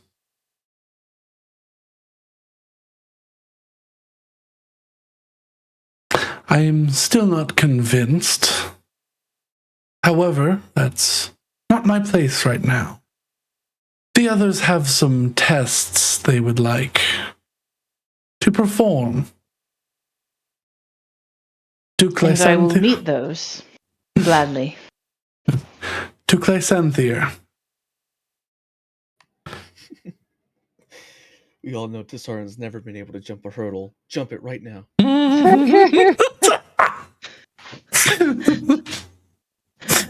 I fall on my face because Yeah. that's what I always do. It's her. It's her. Make this DC 22 strength check. You see standing up from the left-hand side, Duke Lysanthier. To give a full name, Duke Lysanthier Ore Morfaris. Okay, I'm gonna need spelling. Yeah. I will copy and paste that. But what you don't recognize about him is him, but what you do recognize about him is he wears very ceremonial armor. A silver and mithril full plate that is not seen very often. It's one of 3 sets of armor belonging to the Silver Moons. And if he is a duke, then he is the Duke of the Silver Moons. The Silver Moons, for everyone, Willow, you would know them. It is the land that is considered neutral territory that protects the ancient pilgrimage path to worship underneath Sahanin into winter and then return. Oh, Jesus. The Silver Moons and the Silver Moon Guard are the ones that reside over this area and make sure that none of the courts try to take it. For him to be here means it's been taken. Ooh. Well.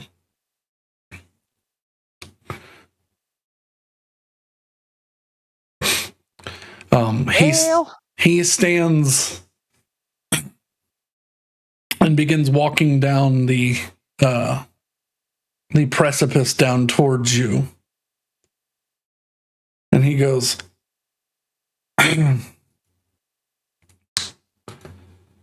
in recent times, we know that devil's magic has been used to bypass old Fey traditions. He brings down, he comes down before you. You can't see much of him. He's this very, I wouldn't say pale. He's got this glow about him, though. Like his skin as you would expect of a chosen of Sahanin. Yeah, it's this very like rich, creamy skin color. His eyes are violently yellow, like highlighter yellow, and his hair is silver, and all you can see is the edge of it. Oh, this big fucking helmet on that has a giant crescent moon that like wraps around to the back. You said highlighter yellow, and I don't know fucking why, but my brain was like, highlighter. Don't eat highlighters, Rose, please. No, I've never eaten a highlighter nor wanted to in my entire life. So. Except for right now. She's over here sniffing highlighters, guys. Literally hitting a goodie. Don't eat highlighters. Or do, I guess. I can't tell you what to do. Yeah, don't eat highlighters. You suck on them. They're like snack packs. Don't suck on highlighters. No. He stands before you, Willow, some like 1.5 feet taller than you. Yeah, so he's like 7 feet tall. Yes. This impressive elven figure. He reaches into a satchel on his side and he pulls out a vial and 2 needles. Oh dear. He goes, the first needle is made of a very specific metal. The work that we've been dealing with, and he begins to like sort of play it up and address the audience as he's doing this. Devil magic, specifically demons, do not like this. And he holds a needle up. He goes, this is soul iron. Soul iron is infused and specifically used for currency, used to make their coins. In the 9 hells, the demons do not seem to care much for this metal. So while it will burn to Sarin if she is truly an elf, the reaction will be violent and bloody if she is a demon. She will be forced to shed her form, and I will slay her if that is the case. As he reaches and taps a great sword that sits between his shoulder blades. This will burn. Do you accept? I will hold out my hand. Yeah.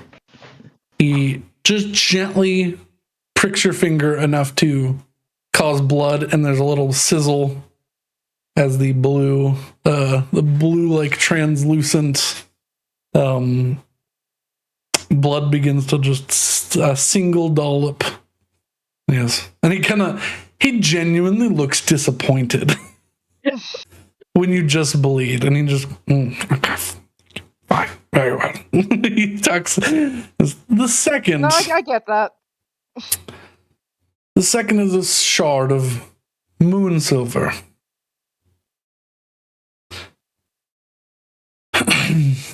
If she was born where she says she is born,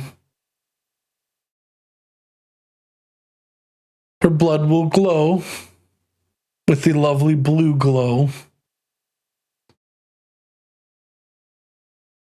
And you begin to notice as he's talking, you all don't understand the words he's saying, or you don't recognize any of the words he's saying, but you understand them.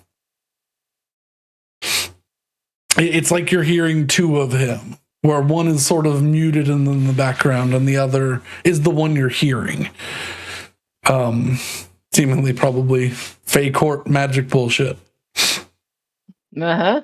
The second, he goes, if she's not a daughter born under the moon of Sahanin, her blood will turn red and expose her for the fake that we all feel that she might be. As he looks around and he touches the blood that is on the little dollop that's on your finger. Man, I can't wait till Willow finds out she's a demon. Oh my god! I hope not. And the blood begins to coalesce and become more bioluminescent enough to like leave a shine on his face and the armor. And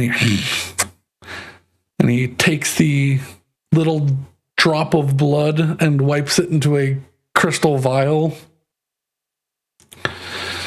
And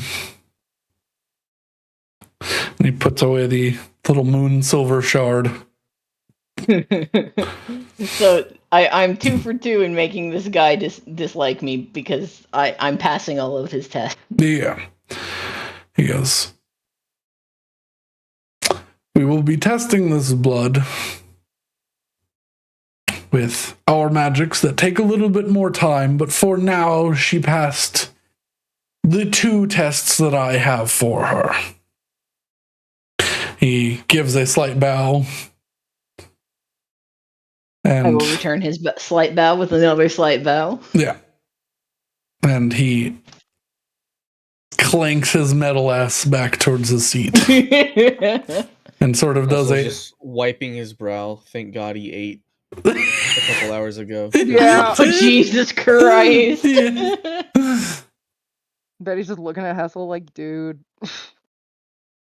Oh god, that could have been so bad. I mean, the representative from Seregles would probably love you, but Maybe he's the whole like live feeding thing. yeah.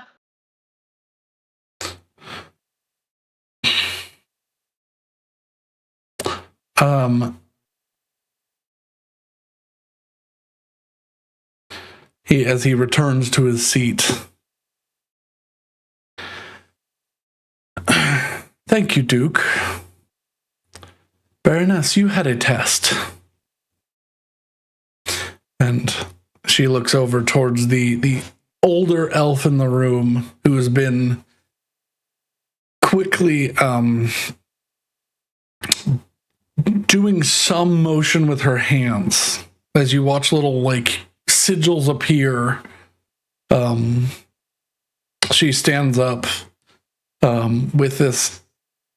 You notice she's got this belt, like a weightlifter's belt, thicker belt around her abdomen, with this artificer-like piece that's in front of her with a large scroll, and she's just making hand motions over it and you're watching as it begins to roll into a place that doesn't exist, and Elven script is appearing on the paper. She walks forward, still making, motions, seemingly finishing up whatever she's doing. She, while she's talking to you, is continuing to make motions, and you're watching her words appear onto the paper. She's like right in front of you. Oh, interesting. Yes. The one who calls herself Tesauron. I apologize that you need to go so far, but and she literally types in Sylvan, pause as she retrieves the item. She reaches behind her, and there's a scroll, an empty scroll, and she waves her hand, and a little desk appears. So she's definitely the court reporter. Yeah. She places this thin scroll down. Write whatever you wish here. Write as little as much or as much as you require or think is required of you. Take your time. We have to do this before we continue.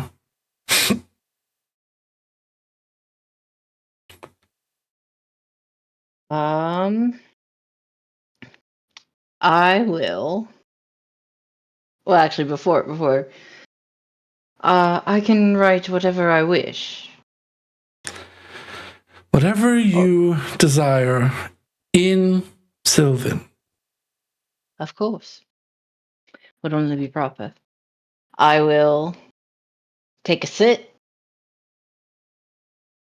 Take the pen. Think for a second.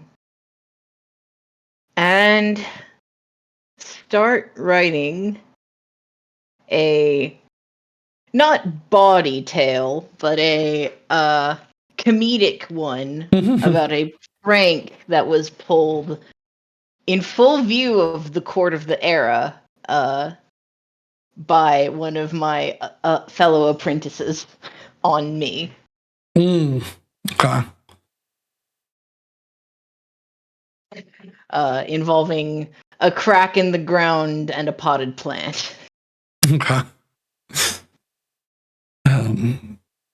And I will write it in the most embellishedly cursive Sylvan I can muster. Yeah. You finish. Just thank you. Now, in front of everybody, she makes another motion behind her, and she pulls out this thin, twisted wand, and she makes a motion. She goes, I have all 1,386 representations of Tesauron's handwriting while she was in court. It does track. We keep an archive. What was that number again, sir? 1,386. Anything that you wrote on a piece of paper that was kept within. Anything that required duplicate or triplicate. Yeah. And she goes, the style is a little embellished on these, but so are. And she begins making motions with the wand and beginning to pull up the silver forms. I don't know. The letters that make up the language. She seems to do this whenever she is either avoiding trouble or trying to put airs on. As you can see, and she's like here and here and here. And when she had to write an apology letter here. You just see Tesauron's ears like fall down and her face turn a little bit red. Yeah. She's like, oh God, I've been called out on this. Well, birds can't smirk, but Betty really, really puts on the eyes. But out of the letters available that she has written,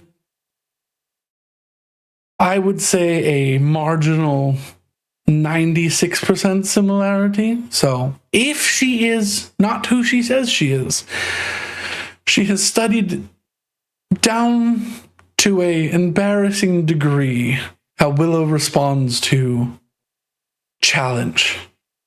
Siren. Yes. Yeah, we're not gonna.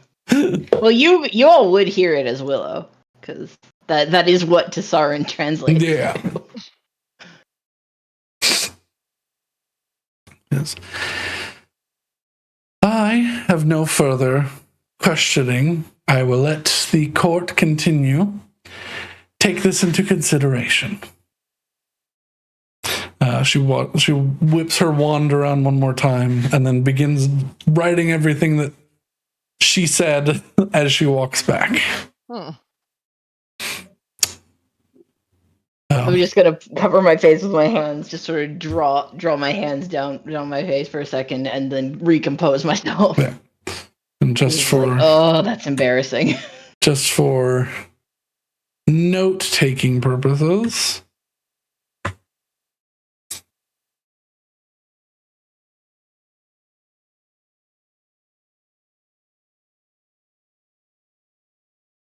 Thank you.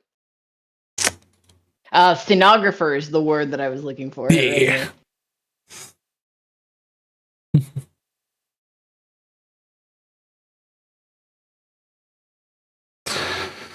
I like the way she put it. She has studied to an embarrassing degree. Mm-hmm. I'm like, embarrassing. Yes. Correct. Oh, Jesus Christ. She returns you. Thank you, Baroness.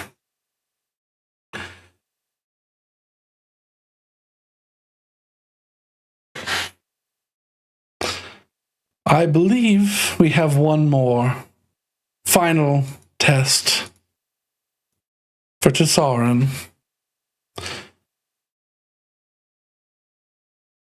Archduchess Tesarion, please step forward. You see a woman stand up in the general of the Bronze Guard's armor. Oh, General of the Bronze Guard. She walks forward.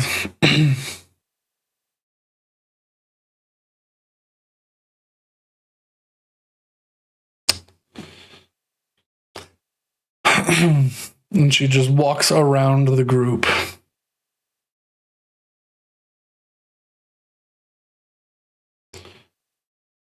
They do not seem to be lying. Every word of theirs doesn't seem to be chosen particularly well, which gives an air of honesty. These are not practiced answers. They had no clue why or how they were going to be here today, which makes me trust them a little bit more.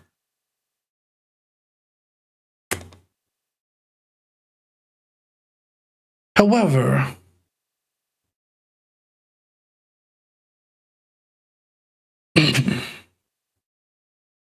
she looks around.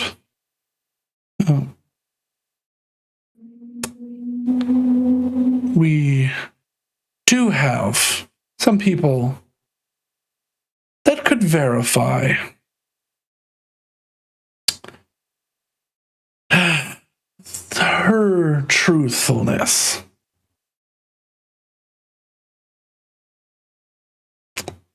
I'm trying to find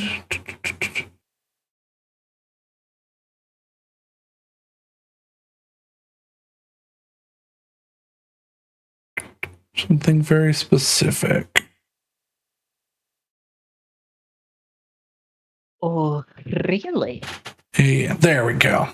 Uh-oh, he's found it. That's unfortunate for me. Or fortunate for me. We shall see. There are two people that here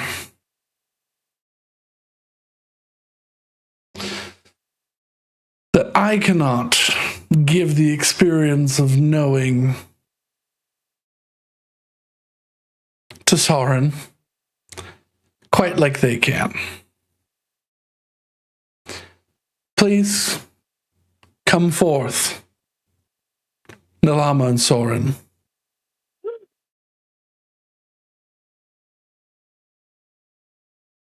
And you see two very elderly elven versions of your little brother and little sister. I believe that's correct, right? Yes, that is correct. They step forward. Soren has a cane, and he walks with a little bit of a limp. Nalema still has that grace about her. She's a little messy. You can see that she is wearing very fine clothes, but still to this day has paint on the edges of her sleeves. They walk forward.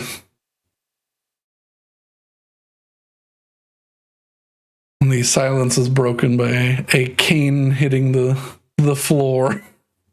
As this very old man shuffles as fast as he can towards Willow. I immediately run towards him as well and just hug. Yeah.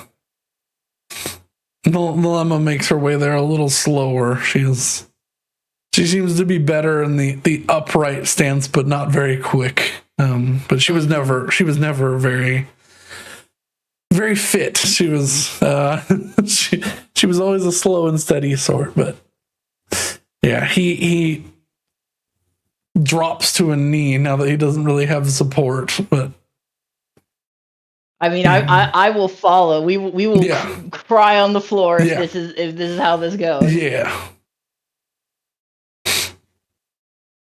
And you you probably wouldn't be able to hear very much, but you would be able to hear I'm sorry, I'm sorry, I'm sorry over and over again from Willow. Yeah. Now he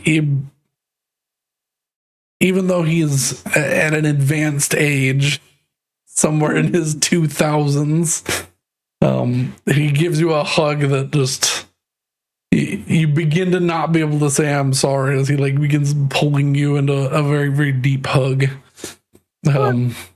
Soro, the tight. he lets you breathe.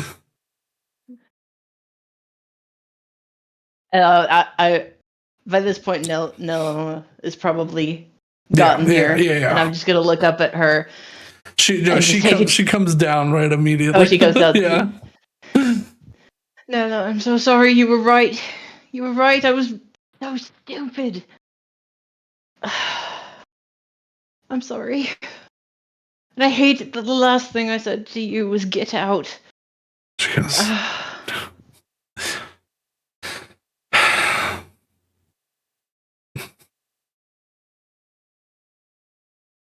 Mom believed you were still around.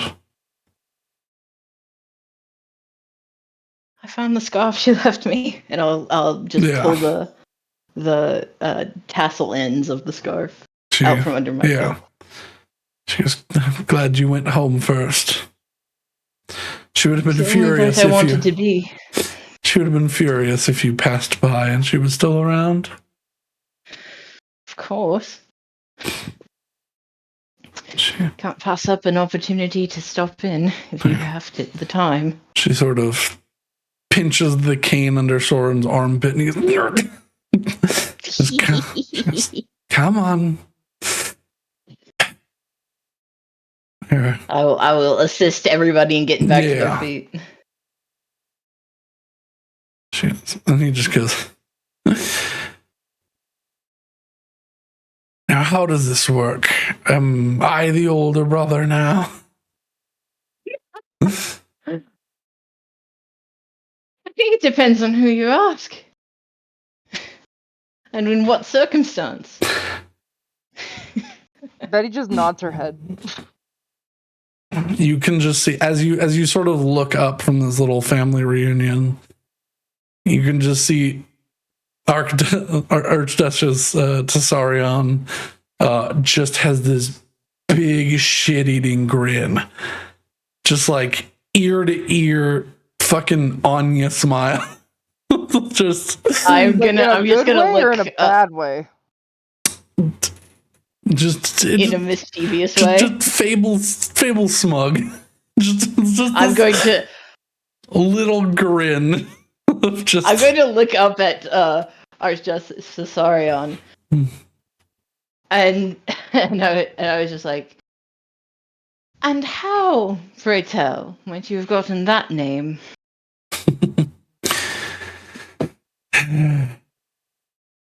My mother was a fan of your work.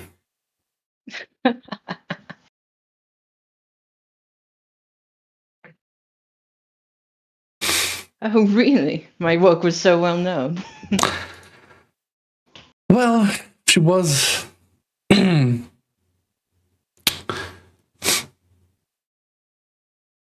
She was a similar student at the same time as you.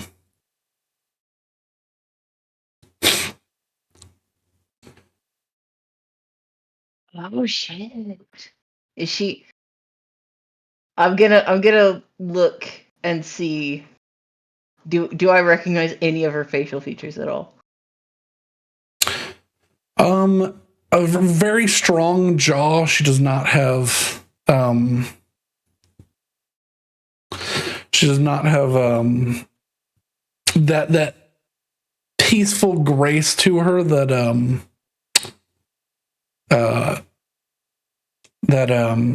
the rest of the Autumn Court has. She's a very strong feminine jaw, high cheekbones, a lighter complexion than someone whose family is wholly from the Autumn Court. But I'm trying to figure out whose kid this is. yeah, but yeah, she. The grin is. What's the best way to put this? The grin is familiar. Not in a great way. Oh no. But she turns around and she goes, well, if this pleases the court, I believe that's a fair presumption that they are family. DM, Yes. as touching as this has been, Mm-hmm. even though I'm not the most insightful person, Yeah.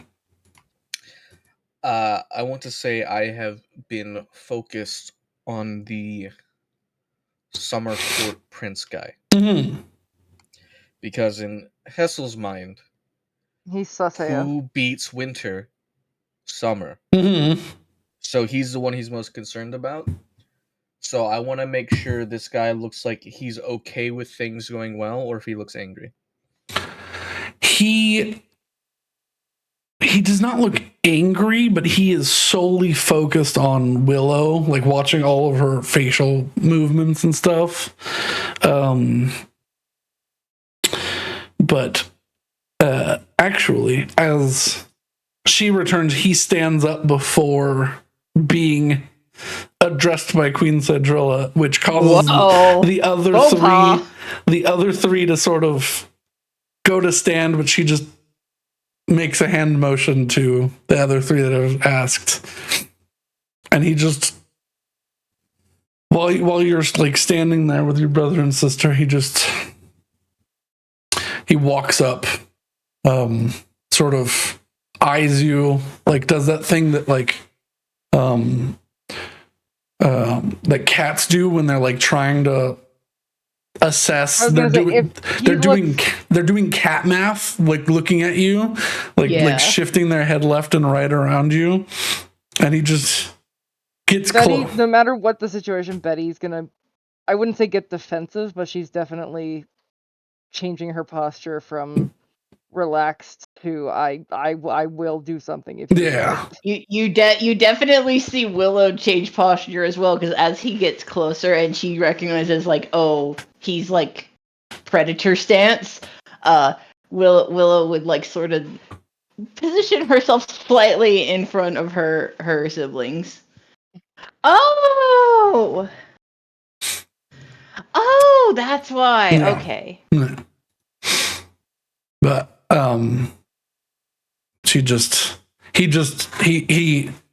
he looks at you all, and then it's very strange. It's very odd. He just takes a deep breath, like very close to you, like he's sniffing. He just he licks at his teeth a little bit. Not liars. Family. He furrows his brow. Good enough for me. And just turns back on a heel and walks back.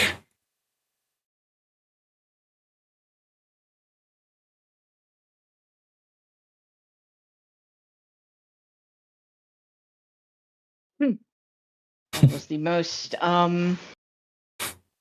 aggressive way to say that, but thank you.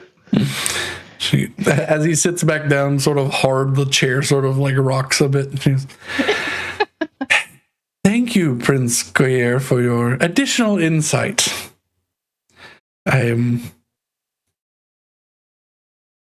glad that they smell like family after all this time. She's trying so hard not to grin. You can see that she's doing that thing at the edge of her lips where like that little muscle is like twitching, where she's like trying to maintain posture. Like you're trying to hold a straight face, but it's not working.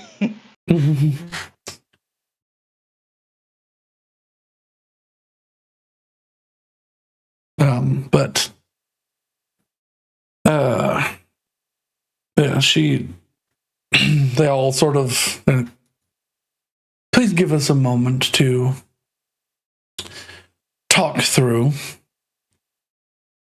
And she waves a hand, and the barrier around you gets slightly fuzzy. That light barrier that was around the sigil. So you're like sort of separated. And they begin to talk. They all sort of turn around and begin addressing the queen as such. So y'all are inside some sort of soundproof chamber for now.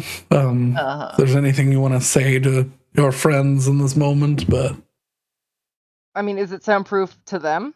you're not sure. Then no. Well, I think it's going Hessel well. just sighs and stretches. Yeah. I'm gonna give Willow a pat on the back and just be like, "You did good." Yeah, you're in there with the two siblings as well. They're sort of yeah. Sort of never. This is my traveling group. We encountered each other not too long after my unpetrification. And not the best of circumstances. Would you believe me if I told you I've been to prison 3 times now? But you've been gone 3,000 years, so it's... Yeah, but it's been 6 months. Oh. Yes, Have you... 3 times in 6 months. Did you take a... what's the term? Banditry? Is that...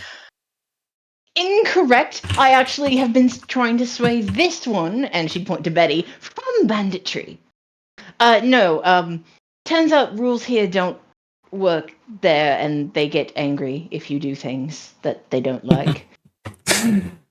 Oh, well, and then they throw you in chains, regardless of how crudely made they are, giving you a rash, and I've done dealing with the bureaucracy of the Adani. Unfortunately, I'm going to have to keep dealing with it. But understandable. But you're home now. I didn't want to believe. Oh, he's just like I didn't want to believe that someone was pretending to be you, but and I will say I did give in. I did not have the strength that Mom did. I truly thought you were gone from this world. I mean, if you would believe, many people don't believe this, actually. I barely believe it myself, but... Well, I have a little... I guess I can get rid of it, unless you want me to keep lighting incense at the shrine I put in my place. No. Just... I feel like it's a little weird to be... Like remembrances for your living sister. Yes. All you have to do is repurpose it. Put up a sign that says, every time I burn incense at this, Willow will sneeze.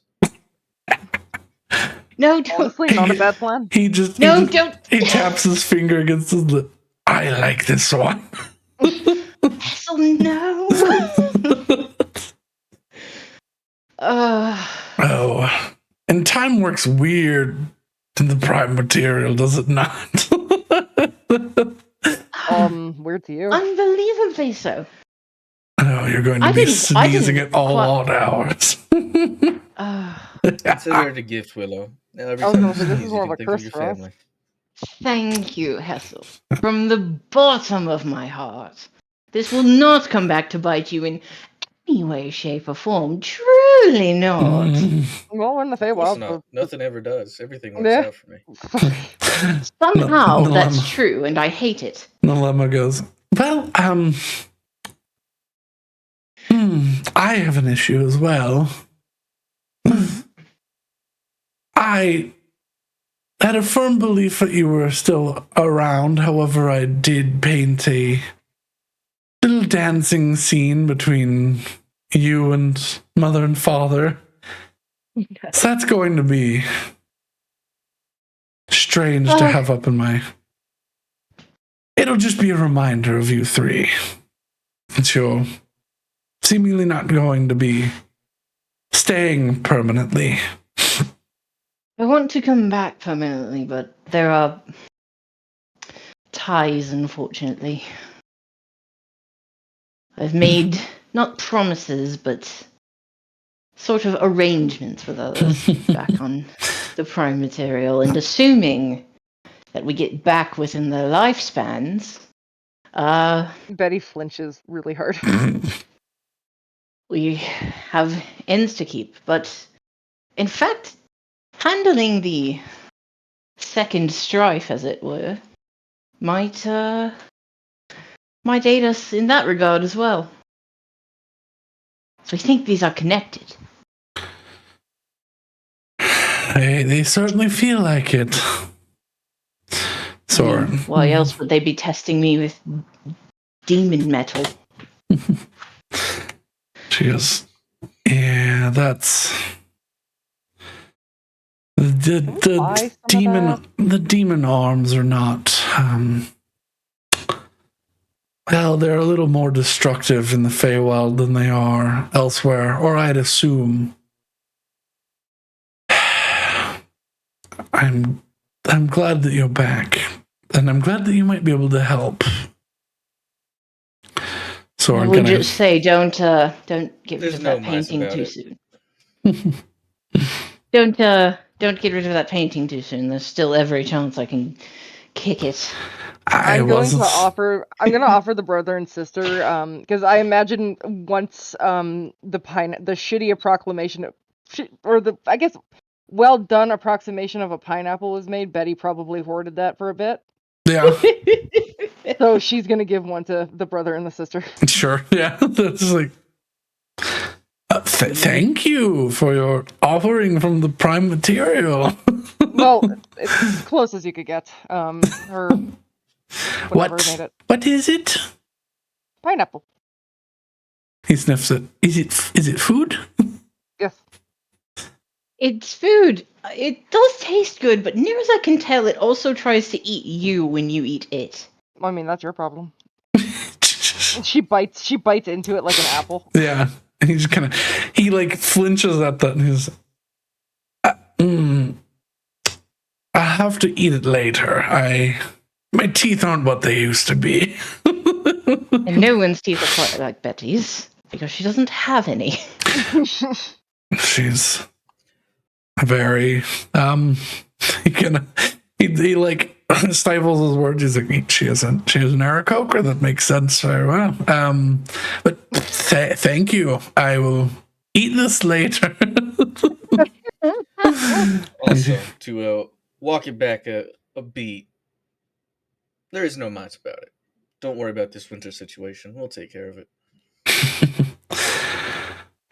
Did I say I like this one yet? I feel like I've said this. Overconfident. I mean, it's not that we wouldn't. But Yes, but it reminds me of me when I was young, and I liked me. Soren sort of pats Willow on her back. I look at Willow and I'm like, I can't say that I hate your brother because I don't know him that well, but I don't. He's certainly shrunk a bit in his old age, but he's still a couple of inches taller than you. I can't deal with another one. Betty, I would just like to point out that this is your exact reaction when our relationship with Hessel was new. Yeah, I can't deal with another one. And unfortunately, you may yet have to. I don't know how much longer especially if this, they keep giving each other ideas. don't know how I much just make a longer this- grimace face at Nella. Yeah. But she has a little bit of a grin on her face too. She's Oh like, no. Oh no. Well, I'm so very glad that you are all doing well. We've got years of catching up to do after this. Even if it's just for a little bit. How long have these talks been going on between this crowd? She goes, it's been a couple of hours.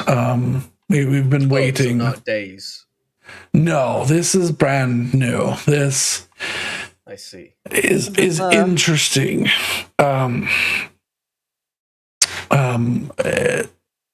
We were worried when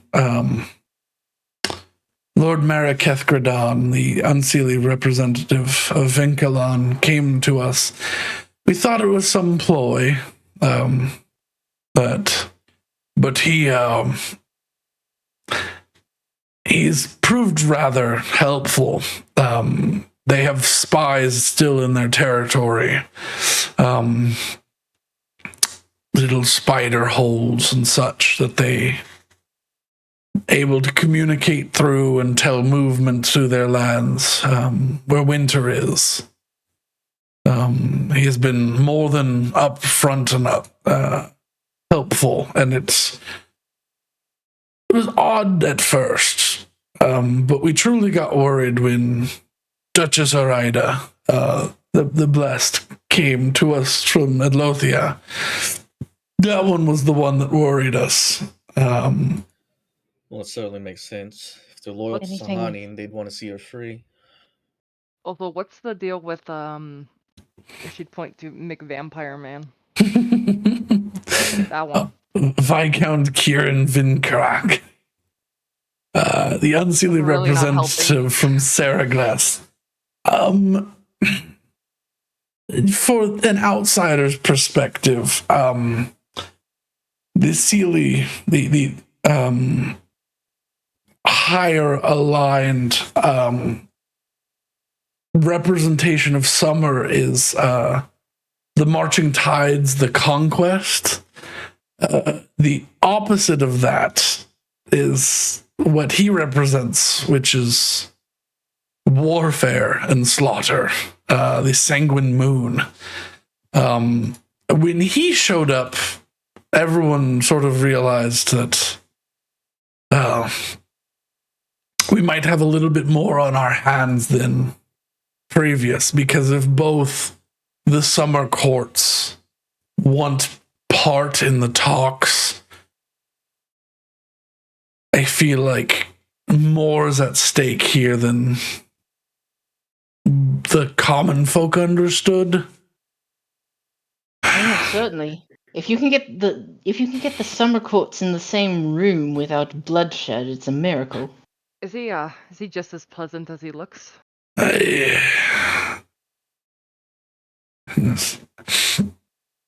He's the antithesis of our young prince over there. And as I feel like I don't like him either. So polite, but somehow more dangerous. I would say quiet rather than polite. He has not said many words here outside of a handful of declarations. And then your sister sort of peeks in.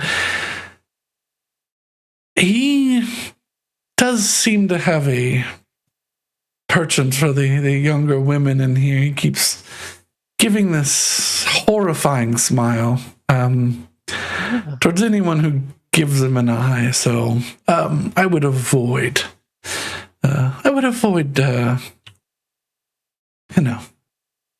giving him a chance. Just let him be. Yeah, he certainly gives. I've been staring at him the entire court time, but it wasn't because of that. Well, I mean, but yeah, Betty's just been hyper focused on him. yeah. Strange times we have indeed. And I will go back to waiting for the deliberations to see. Yeah, another like 30 seconds to a minute pass before the sort of sheen and fog comes off of the wall, and you can suddenly hear everything again.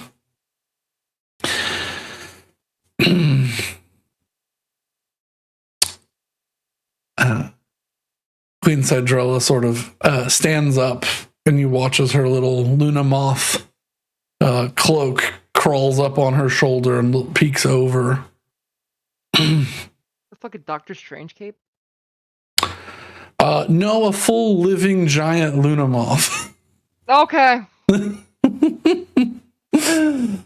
It peeks its head over her shoulder, and its wings sort of. Can I just say my favorite thing about the Luna moth, because I've known about this for years, is that it'll eat you. Yeah. If you try and touch it without its permission, it'll eat you. How do you get permission from a moth? Ask You it. ask nicely. But it just peeks its head over, and she runs her fingers between its eyes. She goes,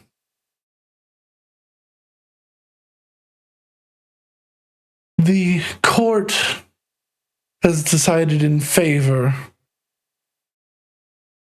of trusting to Sorin at her word for now. It is a tentative that can be revoked at any time and will be met with extreme prejudice if you show that you are not who you say you are. However, we have been watching you as you traveled. So I recall. And we have deemed your actions to be that of the adventuring, outspoken, strong to Sorin that was once a member of our court, and we hope will continue to be a member of our court from this day forward. I would love nothing more. However, you and your compatriots a little catching up to do. Because now we talk of an alliance, one of which you may play a key role in, if you choose to accept the role. Now, as this verdict is being passed down, Hmm. I'm going to be looking at each and every council member, and I want to see if any of them look displeased. None of them look Like, actively distraught. Like, Yeah. Oh no. None of them. Go first. Give me an insight check. okay, let me, I have to load it up on my laptop. Better. Bleh. Better. I like the fact that the Silver Path or Silver Moon's Path guy was just so upset that he couldn't smite me. Oh, he was hoping you were. He was hoping to show off in front of everybody that he's an ungodly leveled paladin. I'm sure he's an ungodly level paladin. I want the thing that he has. The steel. Oh, his armor, or just Oh, No, just some of that soul steel. I feel like that would be pretty cool to have. Well, if you go to the 9 hells and start trading, you can certainly get some. Or I'm if gonna- we fight in hand-to-hand combat with winter forces, we can probably get some there too. Yeah. well, they don't like it. They're using Oh demon yeah, stuff. they don't like it. Yeah. All right, I'm gonna go itchy. refill my drink while you give me that roll. Also, I while he's going to refill his tea, I for the sake of my own sanity, whenever they would address me as the one who calls herself Tassarin, I Mhm. started abbreviating it, but what that comes out to is the ouched. The ouched. Yeah. OWCHT. Okay. Okay, loaded up on my stuff, which is good. No, fucking. What are your things, No, I will do this. bro? This is a D&D game. He's a +8. Roll a d20 plus 8. I can't roll a D20 +8. Do you want me to roll a d20? I will roll a d20 for you, and then you add +8. Unless you want me to roll one in real life, because I have like 40 at my desk. No, roll in the game because I have the whole thing set. I can't fucking. It won't load. I know, but alright. Mad, can you please roll a d20 and we can roll 13. 21. Why has this happened to me? Because you're lying down. No, I'm sitting up now. Oh, you're sitting up now? This made me sit up. There are a couple of people that don't look disappointed in the fact that this has been given, but look untrusting. Okay. Specifically, Duke Lysanther sort of continues to look untrusting. Duke Lythant, I just want to make sure I have the names down. He's the Duke of Silver Moons. Okay, yeah. He's silver armor guy. Paladin. Yeah. And the one that did not speak here, actually, Willow, you do sort of recognize this man. He's a very old elf. You don't recognize him because he is, you didn't recognize him at first because he is covered in burn scars. Ooh. Oh. Count Malore Adil, the defense council leader. Oh dear. He is sort of in charge of the internal affairs of the military. He also looks untrusting, but seemingly didn't have anything to try to prove your existence, or maybe didn't want to move. Yeah, because he's covered in burn scars. Yeah, not like I would say, yeah, it's like it's not like full coverage, but Yeah, he looks like he was at the forefront of a rather powerful blast of either magic or some unholy fire. He had a time. Yeah. He had a bad time. Yeah. One of his eyes isn't fully like glazed over, like it's blind, but it might be damaged. And he's not sporting his rather well coiffed gold hair. He is bald. Yeah, as would happen if you got significant burns. Yes. Are these are old burns? New burns. They look older. Okay. But they're not new is the best way I can put it. Okay, yeah. They're a little bit a ways, probably from earlier in the conflict. Is there anybody that looks unreasonably happy? Archduchess Tasarian looks rather happy. She is still sporting the shit-eating grin and keeps looking over towards Duke Lysanthe. Just make sure she's just sporting this grin every time.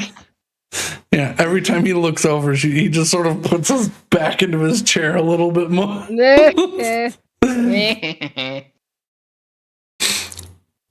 right, yeah, that is my in-depth analysis. No. Yeah, the others, the other four, they're not giving you heads or tails either way. Duchess Orida looks rather pleased. But that's also because she's just literally eating like honeycomb dusted in cocoa or something. Like, understandable. Yeah. She's just making a mess and then she waves a wand and it disappears. Like, she's just like, yeah, you look over for a second, she's just got like honey chin and it's like, oh, it's okay. I mean, hey, if you're gonna enjoy yourself at the Court of Harvest, enjoy the food. Yeah. Unless you're Mr. Grumpy, in which case you enjoy nothing. Yeah. I've eaten this week, I'm good. Yeah, that's basically what I think that guy sounds like. Yeah. Yes, Betty has been staring at him the entire, like, just fucking not consciously. But I just want to make that clear. Are you staring at the vampire man? Yeah, vampire man. She's looking at him like, what the fuck? Viscount Kyrian of Vinkarak. Yeah, you said so many V's, and I was like, that's not helping. That's not helping at all. What, you don't like Viscount Kyrian Vinkarak? Yeah, I was like, okay. The unsealing representative of Sergei. All right, Alucard, calm down. It's like if Alucard and oh god, what's his name? Main character from Trevor Belmont. It's like if you crossed them. If they had a child. Oh, I might like him a lot then. Yeah. But like you don't want to like him, but you do. Very like stern face, but like smooth, high cheekbones, sort of a long pointed chin. No facial hair, but has this just furrowed brow, this sort of wild eyebrow. Not a unibrow, but as close as you can get to one while someone's like has a furrowed brow. They're like a millimeter apart and he has not unfurrowed his brow. I was gonna say you nailed it up until that part. I keep wanting to say snarky things to these people, but I don't feel like that would be the wise choice. Yeah. Then maybe it's confusion. Yeah, it's still confusion though. Yeah, he just has he has this look about him that like not that he's mad at the world, but he thinks it'd be fun to murder it. My man, Yeah. you should talk to my sword. Yeah, but like, yeah, shaved sides of the head with like a little bit like coming over, a short haircut, but not like military short, if that makes sense. Very much like, what's a good, like Leon's haircut from Resident Evil 4, like the updated one, where he's like, it's like a shaved underside, but there's a little bit of growth that comes up. The updated one. I was like, yeah, they only had the 2005 one. No, not the 2005 one, because I like the 2005 one. Well, it's the same haircut, but you can tell what it is.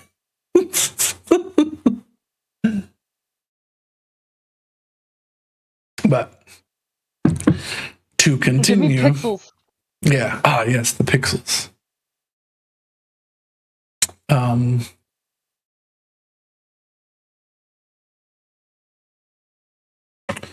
But oh yeah.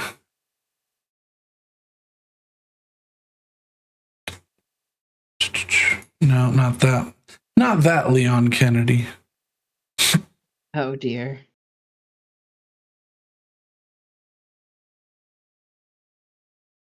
Yeah, the other Kennedy. John F. The other one.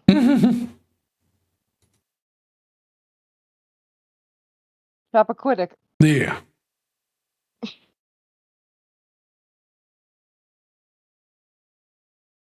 Yeah, literally, I was like, there's a picture of him that I've seen by an artist that does like this stuff. It's literally this look, Rose. I'm gonna put this in my voice.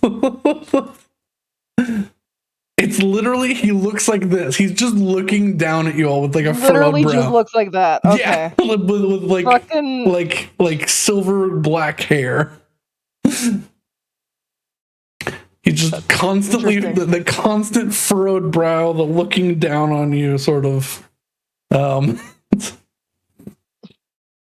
what the fuck? Shirtless under his like vestment that like it's like his chest all open and exposed. Fucking, oh my god, gaudy as fuck. Sir. Sir. Yeah, looks like he'd enjoy eating somebody, like, but for fun and not. He and Hessel should talk. Yeah, I was gonna say I think they have a conversation. Yeah, it's like basically if Leon Kennedy was a high elf and was vampired. Goth Leon Kennedy. Goth Leon Kennedy. Yeah. All right, but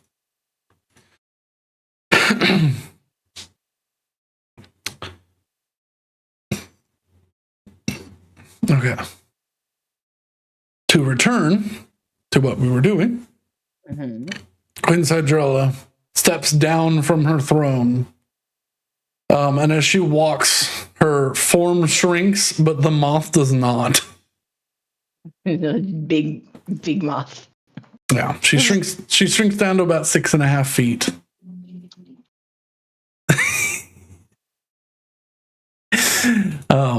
But the moth trails behind her, some 25 as it comes down. It rests its head behind hers in her hair. Once again, becoming the cloak. I become moth. Moth become cloak. We have a lot to fill you in on. But if you and your group are willing to help us, you are a unique break in the armor that winter holds over us. As I said before, I swore millennia ago to use what power I had to help my kingdom, and that has not changed. And especially since we think we can help the Adani as well. She nods her head. Our only aid would be. And she looks back towards the group, who all nod.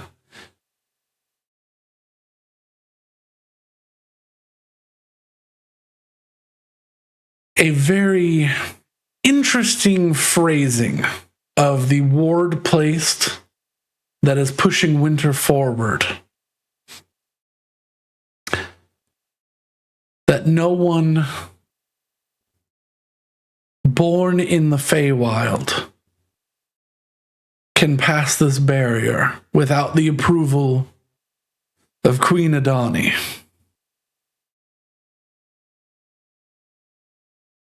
However, Willow, you may have been born here. Your friends have not.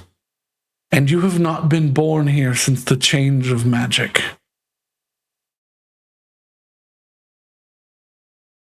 So, because I was not living at the time of the change of magic, and these people have never before now set foot into Lilitea, we can get past. I believe that is the case. We have studied the runes, and there does not seem to be a way to break them without being inside. Well, while we're on this topic, hello, Hessel steps forward a little bit. Yeah. I was waiting for this trial to clear up before mentioning anything, but well, I can confirm that we're capable. I actually spiritually bypassed some sort of prison not last night, about 4 hours ago. I believe 2 ago. No, 4 hours ago, I spoke with Sahani. Oh. Yeah, I was like, and she kind of. Did Wait, Hessel tell you anyone? what? Her head. Because I went back to my room and passed out. Yeah, fucking Betty just. Yeah, cool. I thought you were just tired. This is the first time that the air of queenly imposing drops slightly and concerned mother comes forward. She like pushes past Willow and her brother and sister and like puts a hand on your face, Essel. And her face just gets very close to you. I raise one eyebrow. Yeah. He does not lie. We can speak on the specifics, but I do have a message, so it means nothing to me. I wrote it down somewhere. Hold on. My queen. Though the Adani are known for lying in the Feywild, but soon it will. You see a shudder go through the moth as she sort of steps back. She looks back and she says, I believe we have our opening. Willow, do you remember the small amount of war games you played? Vaguely, I was never very good at them. Falling into the mud pits all the time. Well, you will not be on mud. You will be on ice. At least I've had recent experience with that. Yes. Can I just fly over it? Unfortunately not. Miss, what was your name? Sorry, I did not. Yeah, please introduce your friends to the court.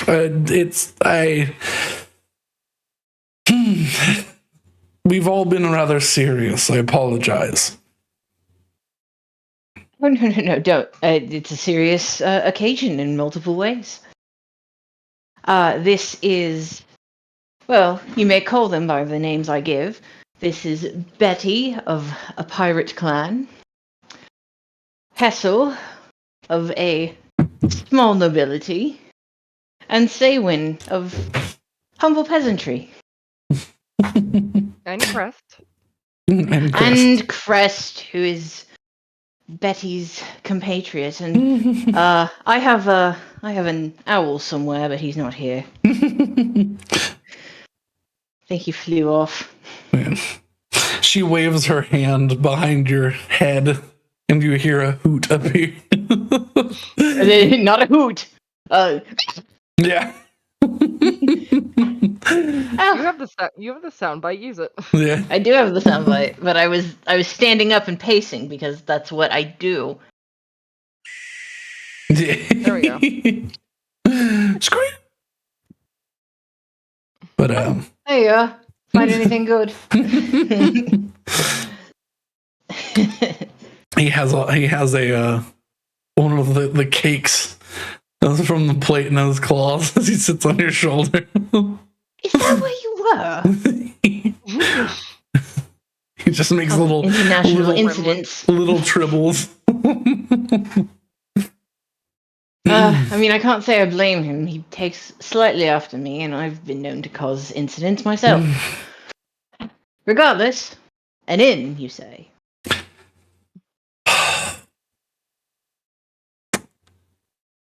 We believe that with the use of overpowering the slumbering king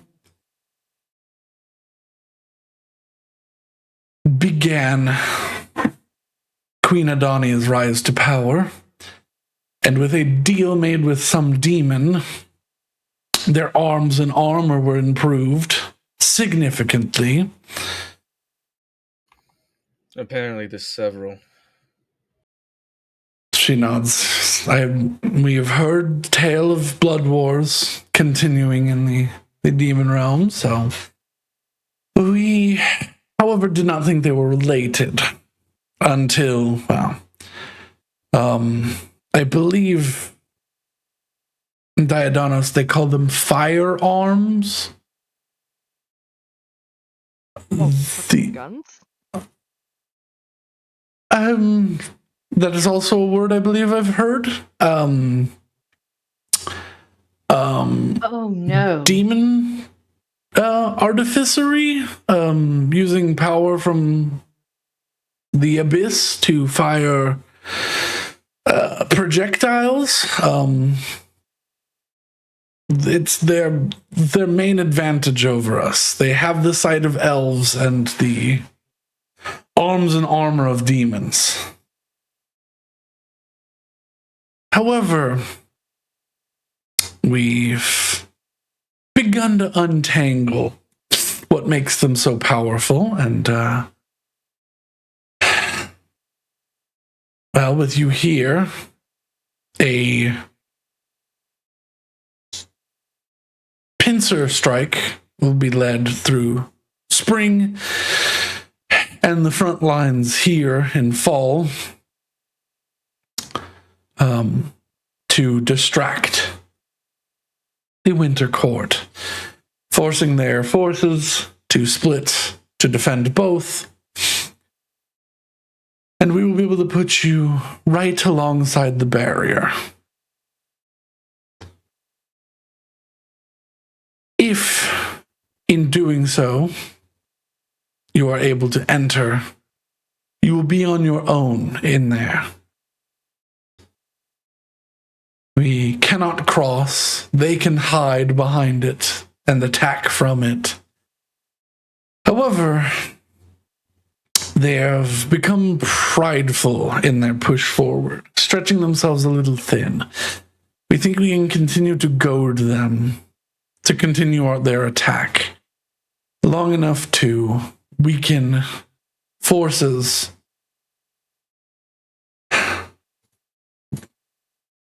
Until recently, we did have some spies within that were able to continue contacting us. We have not been able to contact them recently.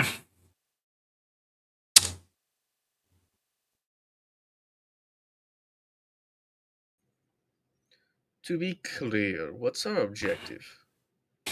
I was just getting to that.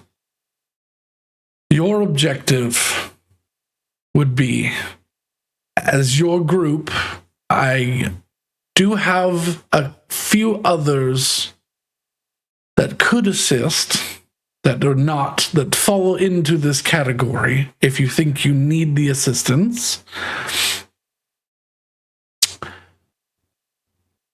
Your goal would be an assault on Lomeatir.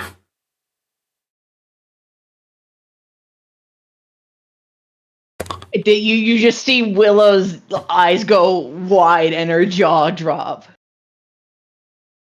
We believe to continue making herself as powerful as two court lords, Queen Adani has kept the slumbering king alive to siphon him.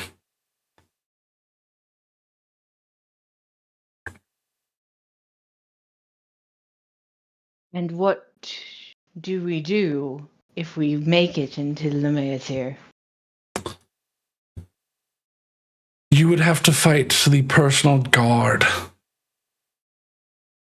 that stands protecting him. Lomeatir has seen a lot of activity recently. Your goal would be to either sneak in, or if you think it's possible, wipe out the forces within the castle, securing it, and killing a group of death knights called Thiskal Kathan. We believe their power comes from the slumbering king's crown, and they all have a piece of it. You would have to defeat them. Oh.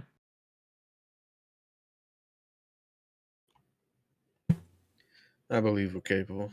I was gonna say, yeah, that doesn't sound impossible. I have many concerns, but there's not really much else for us. I mean, so do I, but All right. I mean, I guess we're in. Who are these others? Because I think for this sort of operation, we'll need as many as we can get. she goes, I have a few adventurers that I didn't fully trust. Let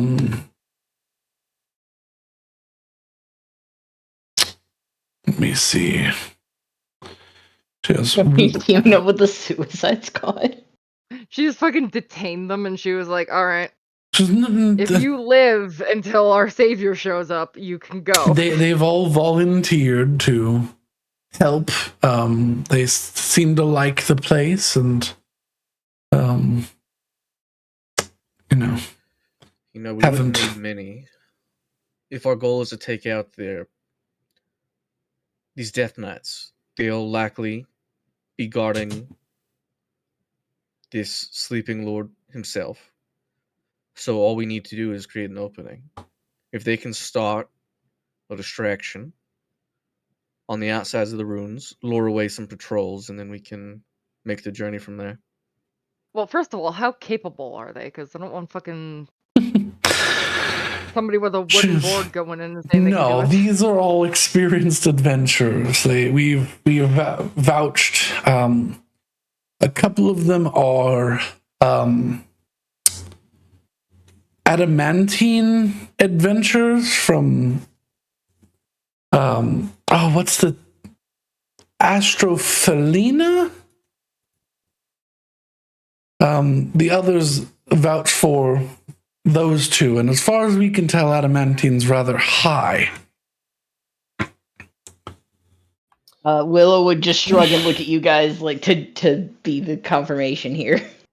I mean, I've never been, but if they're from Astrophelina, they're going to be well armed. I was gonna say, yeah, they're gonna have the tech to help. So It's a group of adventurers under a Aarakocra named Jazira Crescent Crown.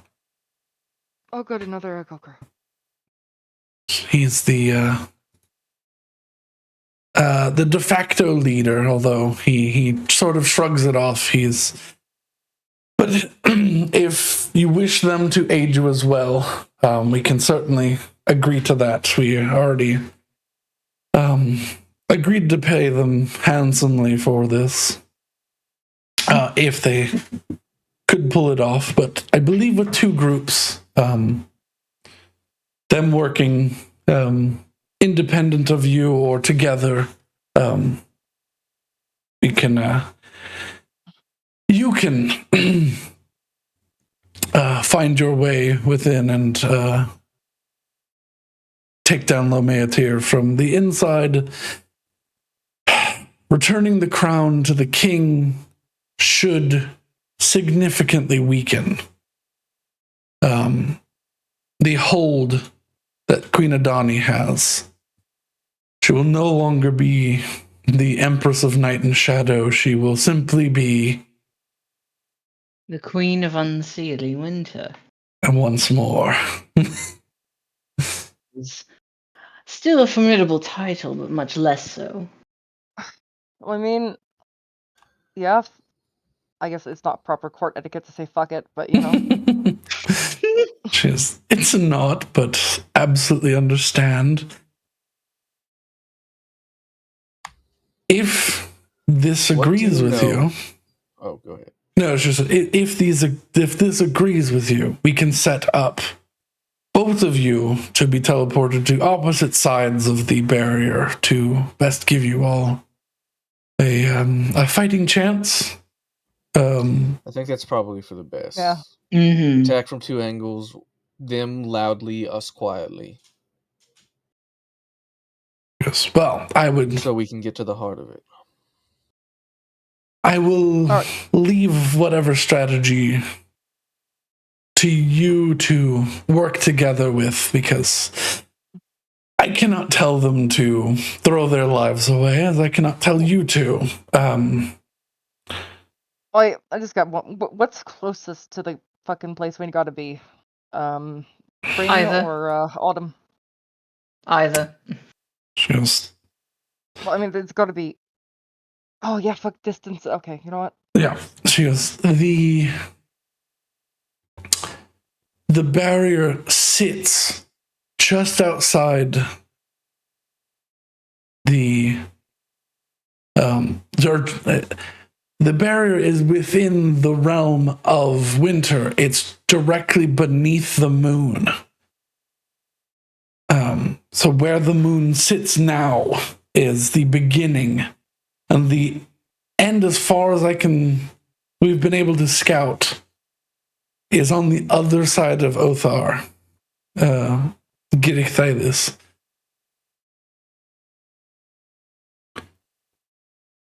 So either way is a fair travel, but if Lomeatir is much Speaking closer, of at least. The moon.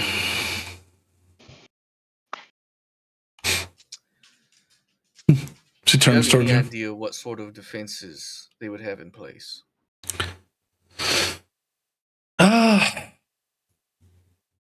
I don't know what deal has Besides the dragon, of course. Yes. I don't know what deal has been struck with that dragon, but an ancient crystalline dragon has been awoken from its slumber and is working as some sort of puppy guard to anything that flies near the moon. Yeah, I experienced a little bit of that. We saw some of it in our visions of watching you. The reason I ask being that if I can spiritually reach Sahani through whatever safeguards they have in place, I feel like if I could physically arrive before her, I might be able to free her. She goes, you very may well have already opened such a wound simply by going there in the first place. I'm not sure how you managed to do that, because even our combined efforts. Alright, I gotta ask, how fucking dangerous was what he just said that he did? He might lose his soul in an attempt to do so if Queen Adani knows that her impenetrable barrier has been breached and she figures out how to sever it. That might well and truly separate his body from his soul. Is that still a concern, or? That's a concern. She might have seen that something broke through and is trying to fix it, or has not quite gotten there. But the fact that he managed to do it at all is a feat of incredible potential, I will say. Well, if you think it's enough to get the ball rolling, then that's enough for me. I can focus on the ruins then.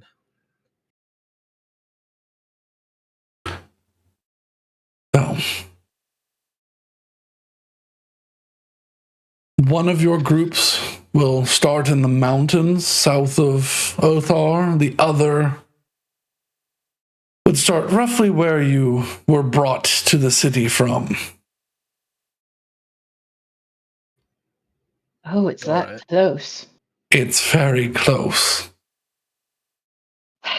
Well, we'll have to Well, that meet means with these we were awfully adventurers. close to the marching army, weren't we? We were told not to stay on the path. Yes, and as they march forward, the moon continues to move forward with them, and I'm not sure how they are doing that, but they've also managed to seal away all of Sahanin's royal subjects, her assistants, her Deva and her Solar, that clean and protect the castle from everything. We are uncertain what magic is causing this, and if it will end once she no longer has control of all of winter. However, she's pushing on both Mithrandyne and Enkalan at the same time, which is a foolhardy move, but with the power she has at her beck and call, might not be a terrible idea for her, because if she manages to take another Feylord, well, this will not be a slow battle. Well, The only way to figure we it- should be quick then. The only way to get more information is to I'll just get down to it. We'll have to meet with this band of adventurers, or at least their leader, to go over strategy, but it shouldn't take very long. He's a headstrong fellow, similar to how you were when you were, well, I guess the same age. I have aged a bit. You do No. seem a little more mature. Thank you. It Getting seems your own vanities shoved in your face will really do that. Yes. Well, very well. I will make arrangements for you all to meet.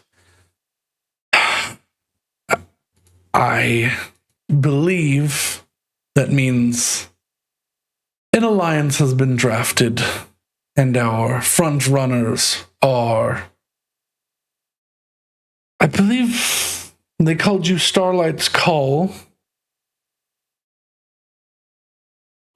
Correct. Our vanguard will be two groups of adventurers, Starlight's Call and the Crescent Crown Crusade. Oh, the alliteration. I like it.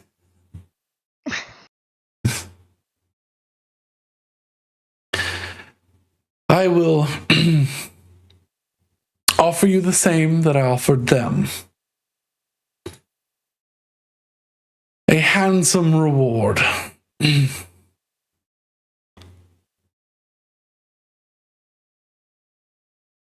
If you manage to pull this off, you may very well be saving both Diodanos and Lilitea.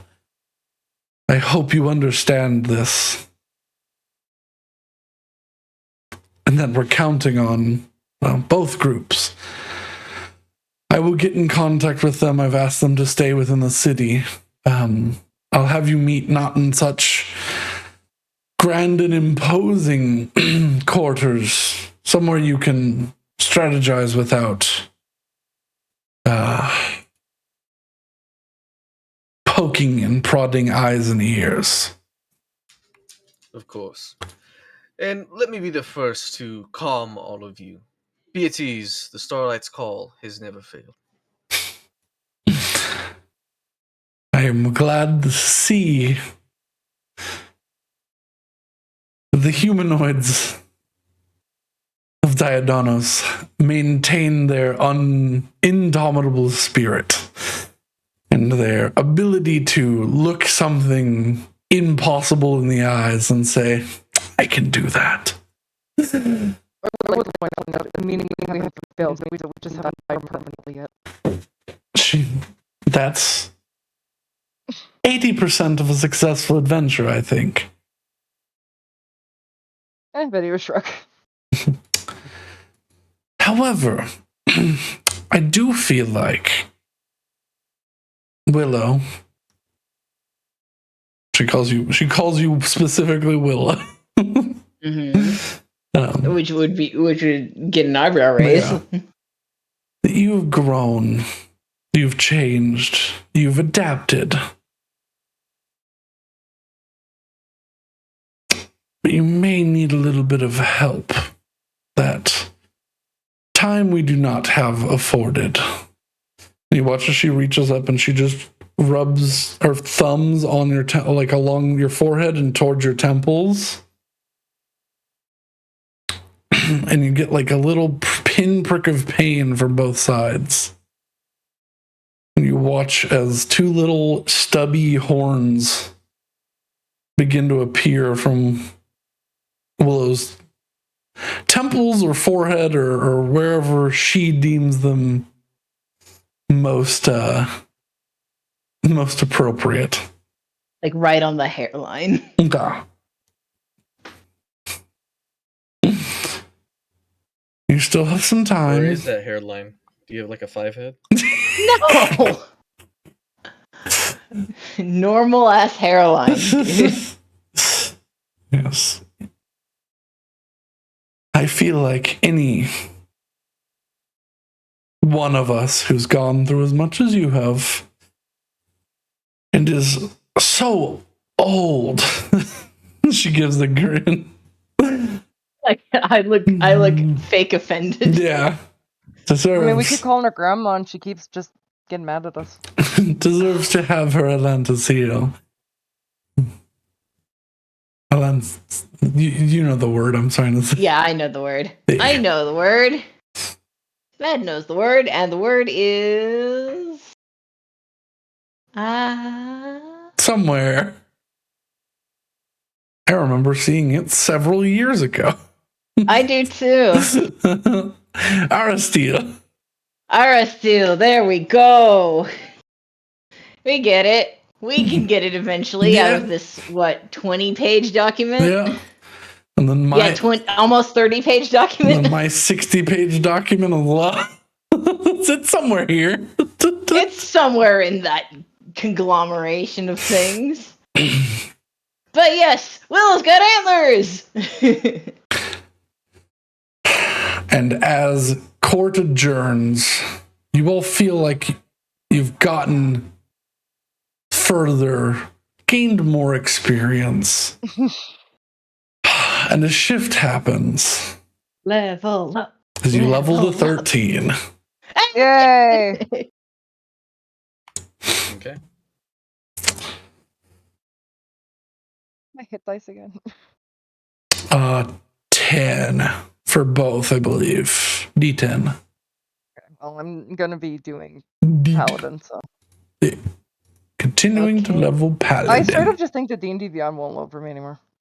Or D&D Beyond roll 20. Do you chance it and roll again, or do you take the 3? I'll chance it and roll again. 4! Hey!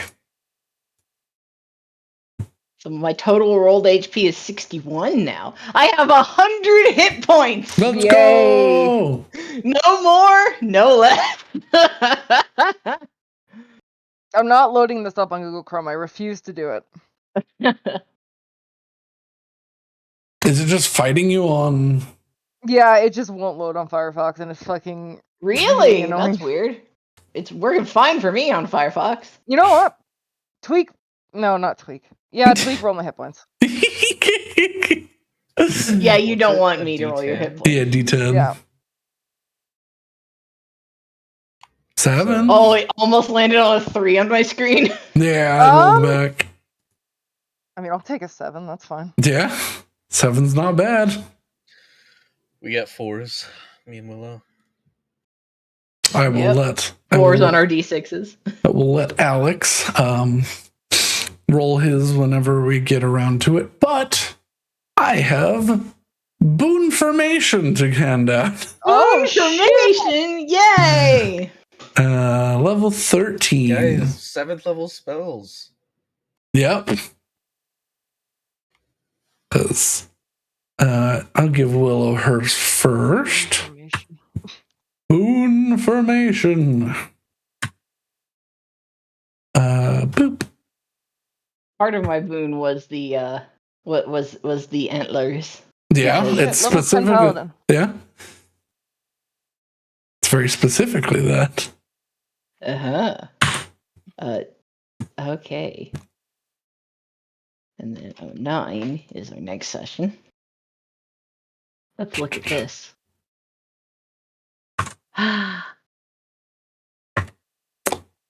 For Rose. For Hessel. I did not come up one with for Ivar, but I will eventually if he ever makes a return. Oh.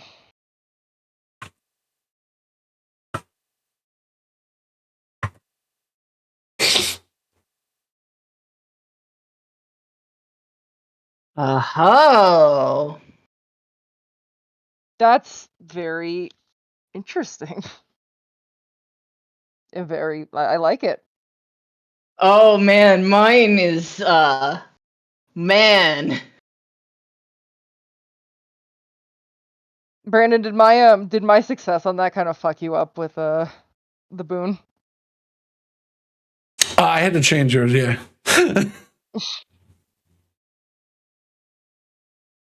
Ooh, I like mine. I like mine.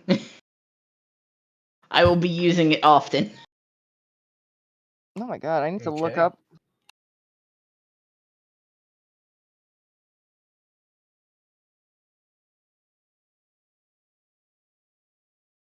And now I can add all of the freaking 7th level spells that have been chilling in my to add list. Yeah, did Brandon, you can ever it be any one? What? Any of for the last part? Can it be anyone? Yeah. Interesting. You just have to make sure to RP it. Yeah, I mean, yeah, obviously. I did, Brandon. I chose Prismatic Spray. Ah. Because I was like, well, I know I want that one. So I was like, I'll take the one that I want and can get right now, and then look over the other spells that I can get later. How the fuck do I level up my character? Couldn't tell ya. The manage button. Is it the manage button? Yeah. It is the manage button. Is it manage character and level? Yep. Yes. Okay, I was on this page. I was just hoping there was a different option. No. All right, it's late.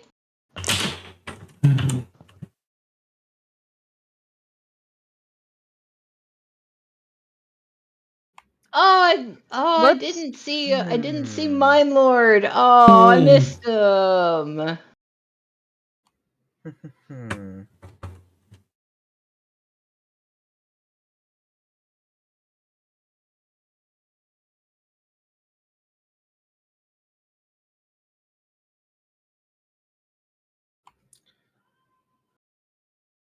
Oh, you're still lurking! Yay! Hi, I'm so sorry. You've been feeling bad. It's not good to see your pals feel bad. But glad you made it here. I've actually been like wondering like, where's Mine Lord? I haven't seen him in a while. Like I know we haven't streamed in a while, but Yeah, we've been on and off streaming weird because of time, road and trips. and yeah. But yeah, I'm glad to see you back around. Woo! Our Antipodean. Yeah. Oh yeah. I mean, Yeah, the that holidays would be usually nice. are.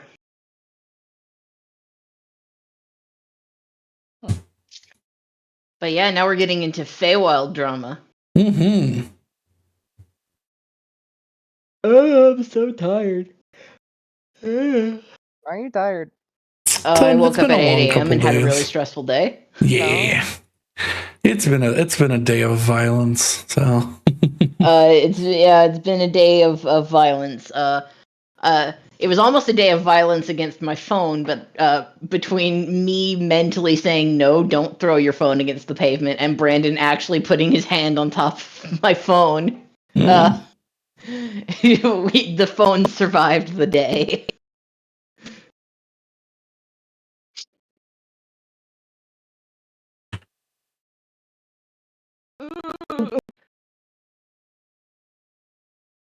I'm gonna look at actual I love- spells. How many spells do I get on level up, Brandon? 2. 2, so I get 1. No. You This get time. you get 2. Oh, I get 2. The other one was your from. Okay. So From the tradie. yeah. Oh wow, nice.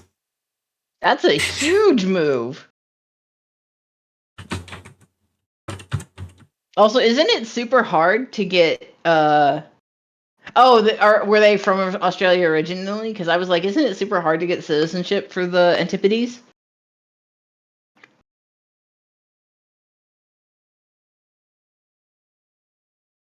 But well, yay! And as that old ad campaign said, there's nothing like Australia. So That is accurate. someone's bringing a Merkin, bringing in a foreigner. That's Yeah. okay. I did that too. I brought a Texan to New England. Yeah. Excuse me, I'm no longer a Texan. It's a shame that I can't just well, you see here. You need to have smoked more cigarettes in your life, I think. Well, hell. Gosh darn it, now I got the stupid Australia tourism campaign song in my head. But I think that is a wonderful place to stop. I need to make 3 NPCs. I wasn't sure if you wanted them, so I just made the leader. I mean, more hits per round is always good. Yeah. Well, I don't want to use them in the fight. Yeah. I want to use them just combat will take 7 hours. Yes. I'm of the opinion, like you tweet, So- that they should be like basically our they should come in behind us and make sure nobody's killing objective. They should do theirs. We should do ours. Yes. So what this would basically be your goals are to sneak through the enemy territory until you get to Lamantir. And then from there, if there's 2 groups of you, you won't have to go through 5 combats with Death Knights and their subordinates. Yes. So If there's 2 of us, we'll probably only have to go through 3 because we'll probably have to take the majority. yeah, Because what I will be doing if they are technically in the same room doing the same combat, they will just sort of be in the background. I will not be describing. So I won't go into. Well, I was gonna wait till you finished Yeah. your answer for yeah. us, and then I was gonna say. Yeah, but basically, yeah, they'll be there as to make the event more cinematic, but I won't be actually rolling for this group. But they are as effective as you guys are as a group.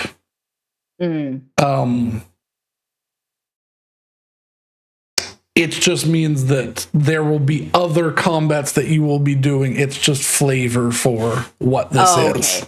Got it. Yeah. And Mimor, to answer your question, Ivar and his wife decided to play the 9-month version of Find Familiar. And are now dealing with the consequences therein. Yeah. So we still talk to him like every day. It's just like he can't necessarily drop everything and play D&D until the wee hours of the morning because he's got other things to tend to. Yes. Also, he decided to forsake land and go to the sky. Yeah. Oh no! His entire D&D group. Oh gosh, that's so many. Hey, at least in the future, if they're still friends, they'll have a whole D&D group. Oh my gosh, that'd be amazing. Generational D&D. But yeah, so he's dealing with that right now, which is why I have not remade the graphic, because he could be back at any time. Really, the invitation to come back is it's up open. to him. He just has to make sure that his wife did not decide to axe kick him in the back of the head if he decides so. or the cat eats itself at the wall again. I mean, the cat will yeet itself at the wall regardless of what he's doing in the wee hours of the night. Because the cat apparently just likes yeeting herself at the wall. Yeah. But yeah. You know what? That's fair. If your work buddy is like, I can't deal with this, I want to keep playing D&D, then that's a good idea. But yeah. So yeah, I've had a kid. Saywin's doing doctoral stuff. Mm. And is kicking butt at it. Mm-hmm. I don't actually know if that's objectively true, but I feel like it's objectively true. Yeah.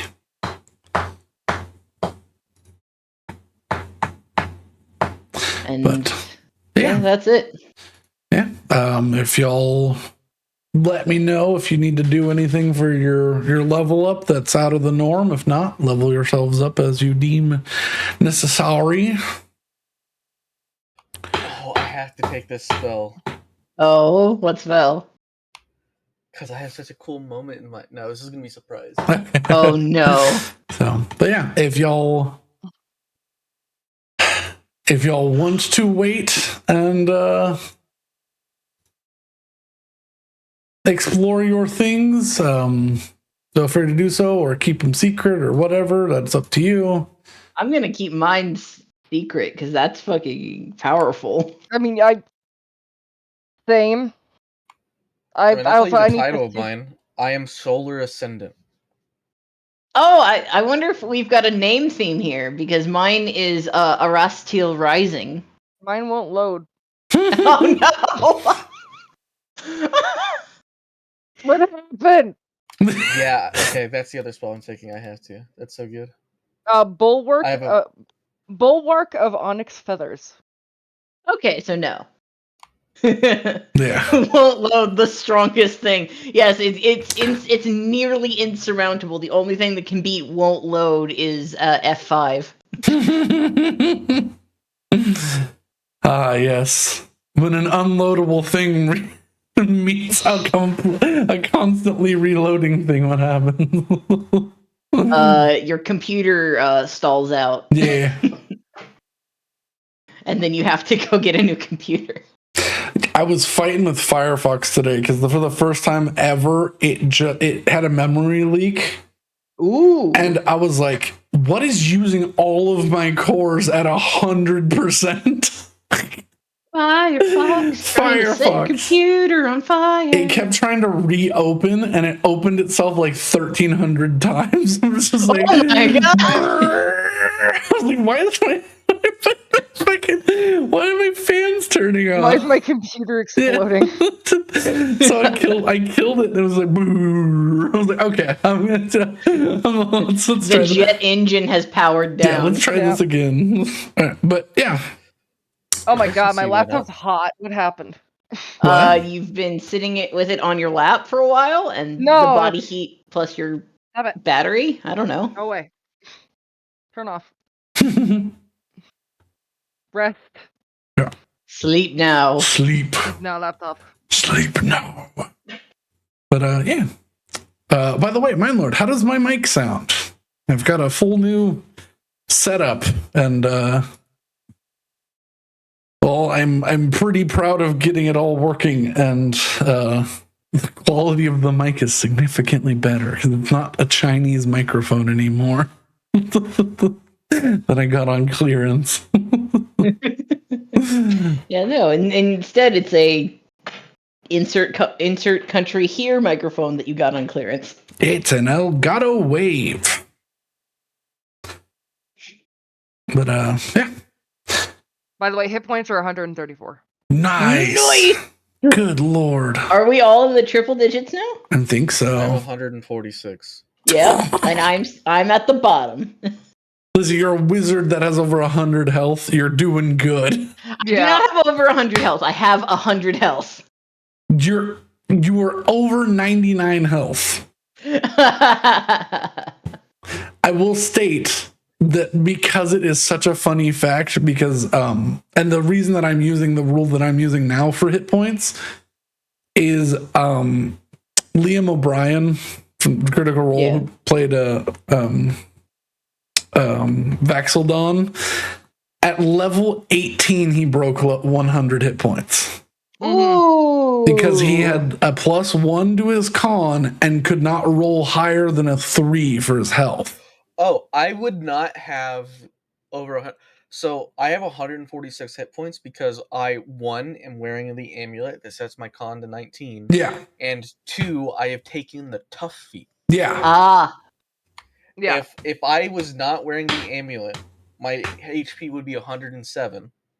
If I did not have tough, my HP would be like, what's it? You'd lose 26. 81. Yeah. Ooh. Damn. Yeah. No, he's got So I'm getting a cute ad reel of puppies. Oh, that's good. It's the Subaru Share the Love event. Yeah. Fucking Subaru. Too bad I can't I don't drive. have anything against them. It's just fucking Subaru.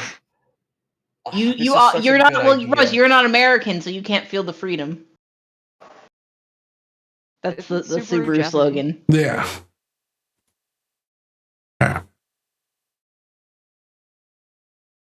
It's late. Let's go to bed. Yeah. All right. Well, yeah. Thank y'all for joining. We'll catch you back. Think we're able to do next week. Assuming that not both Tweak and Alex are gone. Yeah. Because Tweak is going to probably be gone, and if Alex is also, I think I might be gone. Okay. Yeah. We'll see. So if we are not missing 2 people, we will play. If we are missing 2 people, we will not play. Yeah. We will play something else. Yeah. But yeah, This is gonna be a hard thing to pick. All right. But yeah, thank y'all so much for joining us. We will be back potentially next Saturday. If not, we will have to go through the Stream. holidays, and we'll do other things in the meantime. But yeah, thank y'all so much for joining. Have a lovely night, and if it's not night, have a lovely time zone. Goodbye, everybody. Goodbye, my Oh lord. shit! I gotta make a new character model. So, Also, Brandon, yes. I have one that I think is really fucking cool, Mhm. but we'd have to alter it slightly because it doesn't make a whole lot of sense. Okay. All right. But yeah, with that, goodbye. Goodbye, people. Bye. Bye.